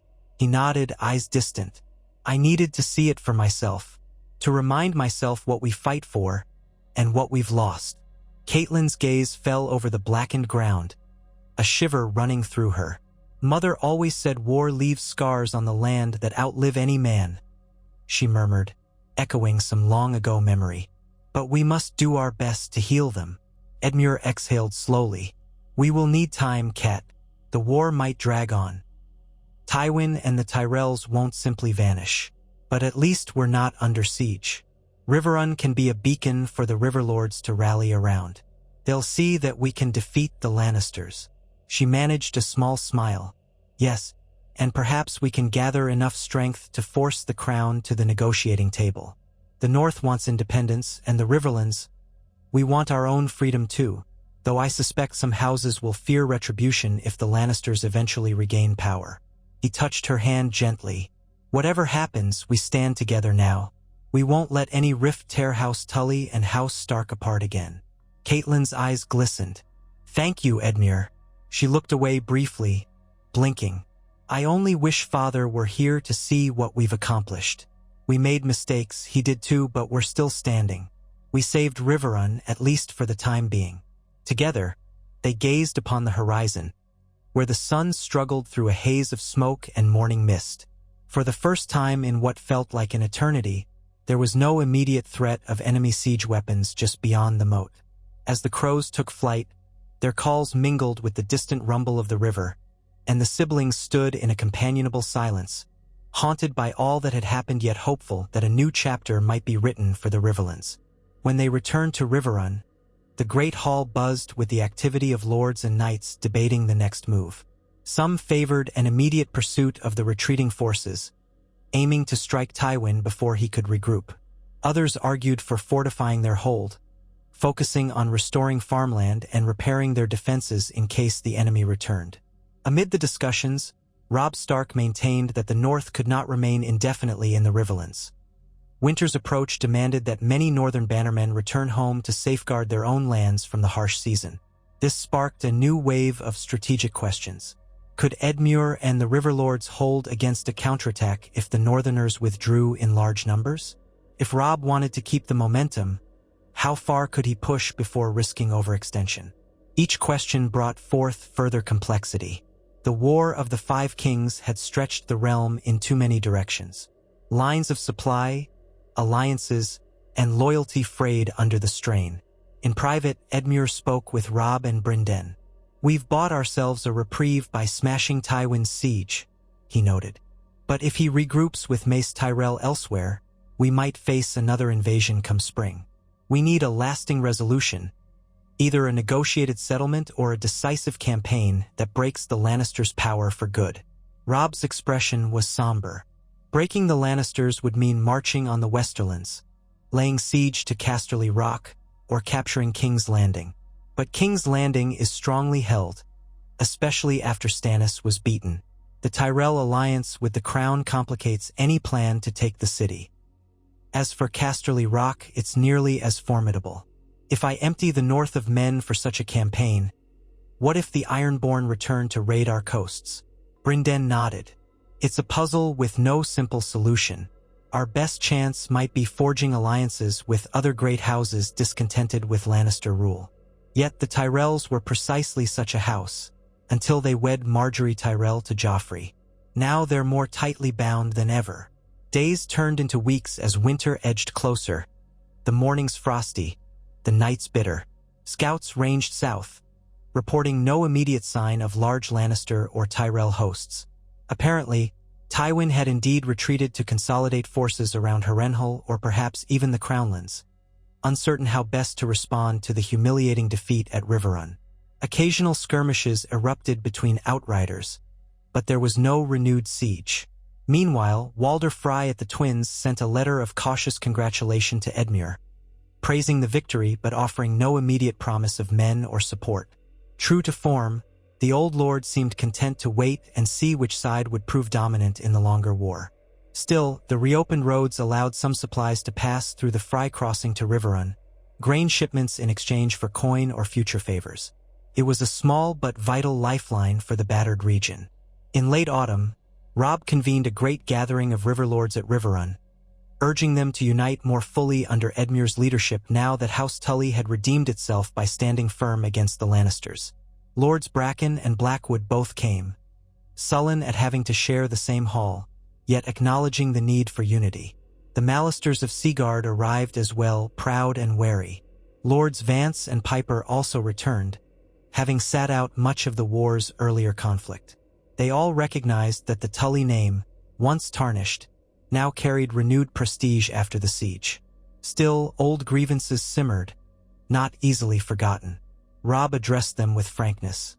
"I must soon return to the north to safeguard my own lands for winter, but I will leave a garrison here, as long as I can, to support Lord Edmure. If the Riverlands stand together, the Lannisters will not easily cross the Trident again. And if they try, I promise the North will come back to your aid as soon as the snows permit." The lords nodded gravely, and Edmure spoke of the realm's need for a truce, some settlement that would bring relief to the small folk. He implored them to stand against any renewed attempts by Tywin to fracture their loyalty.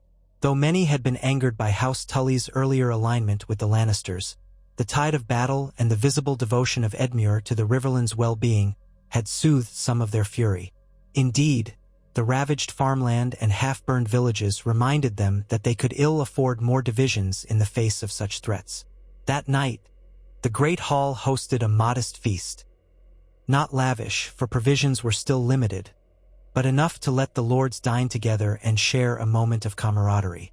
Tables were lined with trenchers of stewed vegetables, roast venison, and fresh bread baked from the recaptured enemy flour stores. Wine was poured sparingly, but enough to warm bellies. Musicians played a few somber tunes on lute and drum, though the atmosphere remained subdued, haunted by the memory of the war's devastation. Edmure drifted among the lords, exchanging polite words. He found himself cornered by Lord Bracken, a broad-faced man with a perpetually grim scowl. "You've shown your loyalty to the Riverlands," Bracken grunted, "but that doesn't change the fact that House Tully once bent the knee to Tywin. My men died fighting Tully banners in the early days of the war." Edmure bowed his head. "I cannot change the past, my lord, but I promise you, I will do everything in my power to ensure House Tully never sides against its own kin again. We are done with the lions." Bracken's eyes flicked across the room, where a Blackwood knight was seated, ignoring him. "We shall see. My house has lost much. If the war continues, we may lose more." He shrugged and took another swig of wine. Edmure read a deep weariness in the man's posture. The entire realm was exhausted. This war had gone on too long, with too many claimants, too many battles and burned fields. Near midnight, as the feast wound down, Edmure retreated to a window seat overlooking the courtyard, longing for a moment of solitude. To his surprise, Caitlin joined him, carrying 2 cups of ale. She offered him one. They sipped in silence, gazing into the torchlit yard below where stable hands were bedding down the horses of the visiting lords. "Tomorrow, Robb plans to ride north," Caitlin murmured. "He leaves 1,000 men behind, enough to bolster our defenses if Tywin dares another foray before the snow.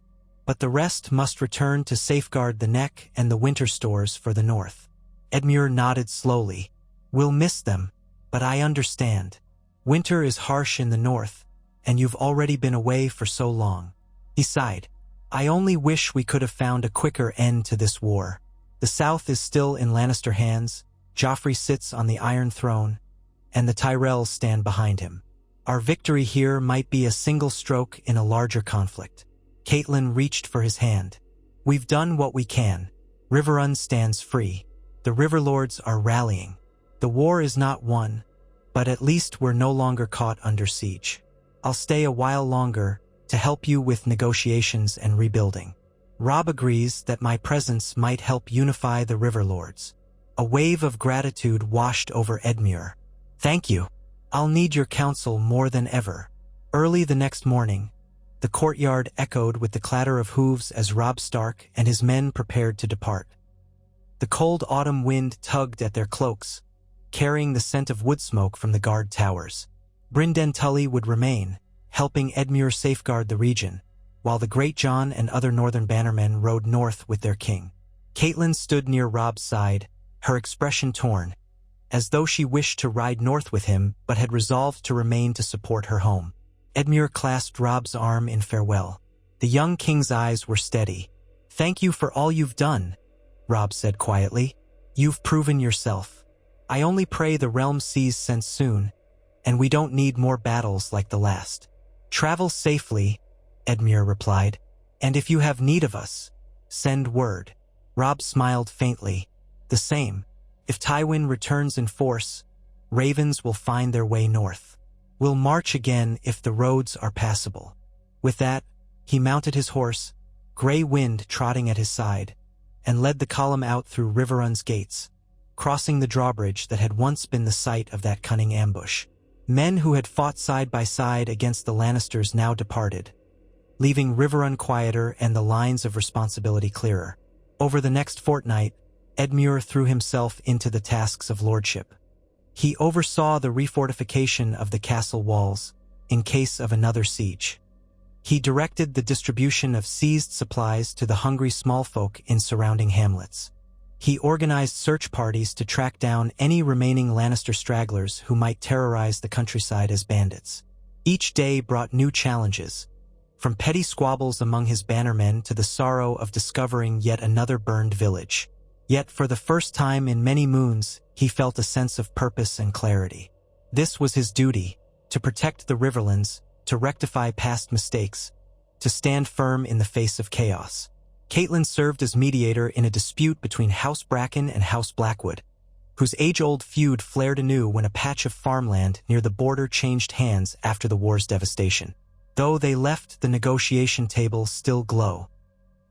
At least they agreed to a temporary truce under Tully arbitration. Lord Jason Mallister arrived from Seaguard with a small retinue, bringing news that Ironborn raiders had harassed the coast but were driven off. In hushed corners of the hall, some whispered that House Bolton might be up to its old intrigues in the north, though there was no concrete evidence. Rumors swirled like autumn leaves in the swirling winds of the realm. Amid these trials, Edmure frequently recalled that fateful day when Tywin Lannister's messenger had first arrived with promises of wealth and protection. How different might things have been if Hoster Tully had refused outright from the start, standing with the North as soon as Ned Stark was imprisoned. Or if, conversely, the Tullys had never broken with Tywin and remained loyal to the crown? The Riverlands might have been ground into dust in the latter scenario, or they might have found themselves on the side of the victors, though at the cost of Stark blood on Tully swords. No path was free of sorrow. Now, at least they had a chance to mend. Houses that had once been sundered by that initial betrayal could, over time, find reconciliation. The common folk might slowly rebuild their lives, trusting that House Tully was not a puppet of the Lannisters but a true defender of the Trident. And while the war raged on in other corners of Westeros, the heart of the Riverlands found a moment of relative calm to draw breath. Then, late in the season, a raven arrived bearing news that shook them all. A major clash in the Crownlands had seen Stannis Baratheon stirring once more, leading a surprise offensive that threatened King's Landing. Tywin Lannister, forced to respond, had diverted much of his newly regathered host to defend the city. A rumor circulated that Joffrey might ride out at the head of his Kingsguard, a thought that made Catelyn scoff in private, recalling the Boy King's cruelty and cowardice. Mace Tyrell, too, was said to be marching on the capital to bolster the throne. If true, that meant the Lannister presence in the Riverlands was at an all-time low, with only scattered loyalist enclaves like Harrenhal. Some lords in Edmure's hall exclaimed that now was the time to strike south, to join with Stannis and smash the Lannisters once and for all. Others insisted it was madness, that they should not trust Stannis, who had once branded them traitors. Still others counseled caution, focusing on the aftermath of the siege, the battered farmland, the approach of winter. Edmure listened, absorbing each viewpoint. Then he found Brynden Tully in a quiet corner, near the parapets at sunset. "Uncle," Edmure began softly, "should we consider a southern offensive? The men are eager for revenge, to drive the Lannisters out of the Crownlands. But we must be mindful of our resources. Bryndon's dark eyes flicked over the reddening sky. With the North withdrawing most of its strength, we can't muster enough men alone to rival Tywin and the Tyrells. If Stannis is truly on the rise again, it might distract them, yes, but are we prepared to stake the Riverlands on that hope? If we march, we risk leaving our own lands unprotected. And what if Stannis demands we bend the knee to him as the rightful king? Edmure exhaled, heavily. The men talk of vengeance, but I can't lead them into another ruinous campaign based on rumors and half-promises. Our alliance is with the king in the north. Stannis does not recognize our independence. Precisely, Brynden said. We've sacrificed too much to stand with our own. Marching south might entangle us in alliances that undermine that independence. Unless Robb himself calls us to coordinate an assault, I'd advise caution. So caution it was. Edmure gathered the Riverlords to announce that they would hold position, fortify, and rebuild, at least until they had certain word of a broad alliance that could topple the Lannisters. Some lords grumbled, thirsting for more decisive action, but the majority recognized the wisdom in not plunging into a fresh campaign when the land was so exhausted. As the first snowflakes drifted down, a herald of the long winter to come, the Riverlands settled into a guarded watchfulness. Riverrun's gates remained open to travelers and traders, its walls repaired, the moat unbreached.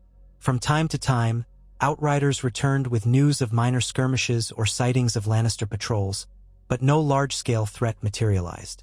Villagers ventured forth to salvage what they could of the harvest, or to gather firewood for the cold months. In the evenings, Edmure took solitary walks along the ramparts, recalling the fierce battles that had taken place only weeks before. His mind often drifted to the possibility of an eventual peace. Would the realm accept the North and the Riverlands as free kingdoms? Or would some new compromise be forged, acknowledging a certain autonomy while still nominally bending the knee to a reformed Iron Throne? And what would become of Joffrey, the boy king who had executed Ned Stark and plunged the realm into chaos? Yet each time these questions circled in his head, Edmure remembered the scorching day when Tywin's host had first arrived at Riverrun, the day he and his father had decided to bend the knee rather than face immediate destruction. That single choice had set in motion a chain of events that split the Riverlands, sowing distrust, and leading ultimately to far greater bloodshed once they reversed course and joined Robb Stark. The land bore the scars of that choice. Families once loyal to the Tully banner had deserted or died, only returning after hard-won victories redeemed the house. The heartbreak in Catelyn's eyes, the grief etched in Robb's voice when discussing Ned, it all traced back to the way alliances shifted and shattered. Now, ironically, Edmure found himself the lord of a battered yet still standing region, forging a future in which the Tully name might regain its luster. Perhaps the greatest lesson was that no man, no matter how highborn, could control the tides of war once they were unleashed. All one could do was steer by a moral compass, guided by family, duty, honor, hoping not to be dashed upon the rocks. The year slid quietly toward its end. Snow dusted the fields, leaving patches of brown earth to peek through. River currents slowed under creeping ice. In Riverrun's great hall, tapestries were drawn tight to keep out the chill. The lords who remained planned for winter, stocking larders, setting aside seed for spring if they dared hope for it. Word from the north suggested heavy snows had already closed some passes. Robb Stark's domain prepared for the worst of the season, yet at least they did so without the immediate threat of Lannister steel at their throats. As the solstice approached, Edmure received a message from Robb, sealed with the direwolf sigil. It spoke of the king in the north fortifying Moat Cailin, ensuring no southern host could easily invade while winter raged. Robb expressed relief that Riverrun remained free and hoped that in the spring or summer to come, they might join forces again if the war persisted. Until then, he counseled vigilance, reminding Edmure that Tywin Lannister did not forget defeats. Edmure read the letter aloud to Catelyn and Brynden by the warmth of the hearth. Catelyn closed her eyes, murmuring thanks to the gods that her son was at least safe for the moment. Brynden poured a small cup of wine for each of them, raising it in a quiet toast. "To the Riverlands," he said, "and to House Tully, and to forging a future free from the shadow of the lion." They clinked cups, the embers in the fireplace reflecting small points of light in their wine. The taste was bittersweet, reminding them of battles won and battles yet to come. Still, in that moment, there was a kernel of hope that come spring, a fragile peace might hold, or that the realm might see reason and end the bloodshed. Their own path to that moment had been a labyrinth of conflict, betrayal, and redemption. The scars remained, but so did the capacity to heal, if the lords of Westeros could summon the will. Days lengthened into the hush of winter. Snow fell thicker, blanketing the fields and smothering the remnants of burned camps. Under that quiet shroud, the Riverlands slept uneasily, haunted by memories of war but consoled by a measure of calm. In Riverrun's courtyard, children built snow figures, laughing in voices unburdened by the realm's troubles. For a moment, soldiers huddled in the guard towers, sharing tales of the siege in hushed tones, their breaths steaming. Maids and servants bustled about, trying to keep fires lit and halls warm. Catelyn and Edmure oversaw the distribution of winter stores, ensuring no one starved if it could be helped. And in the great hall Solar, where Hoster Tully once held court, Edmure sometimes stood alone, a single torch casting flickering shadows on the stone walls. He would close his eyes and let his thoughts drift back over all that had transpired.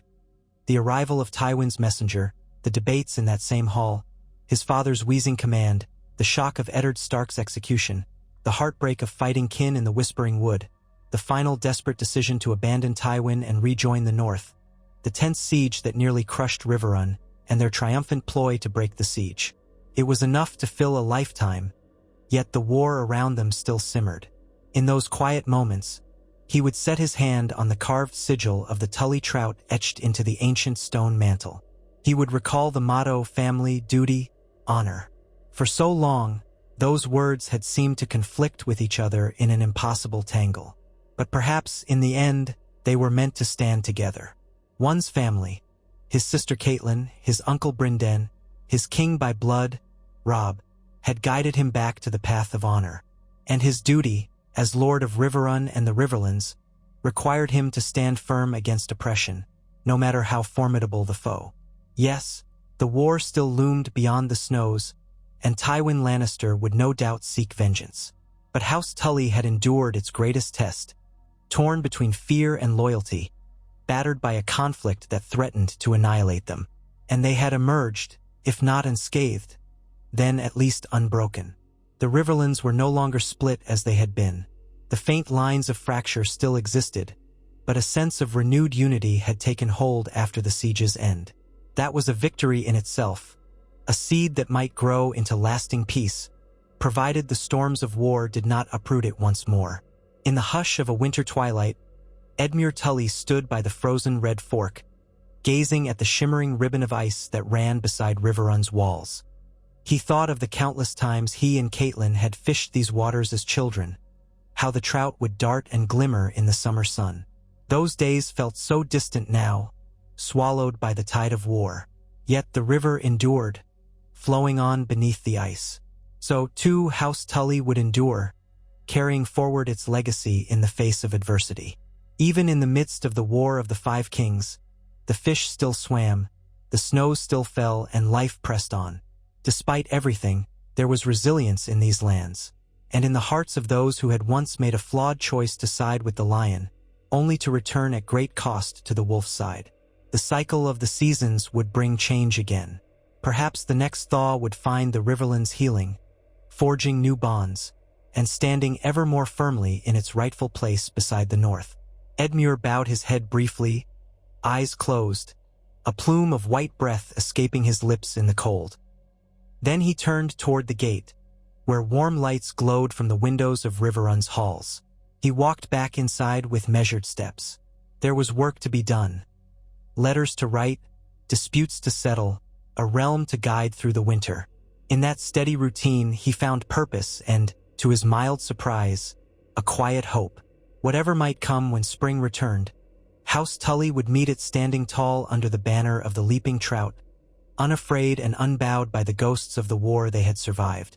So the story went on, with each step forward forging the Riverlands' renewed destiny. Split once by the sword of alliance, but now stitched back together by courage and perseverance. And that, he realized, was the best testament he could offer to the memory of his father, and to the unbreakable words that guided them still. Family, duty, honor.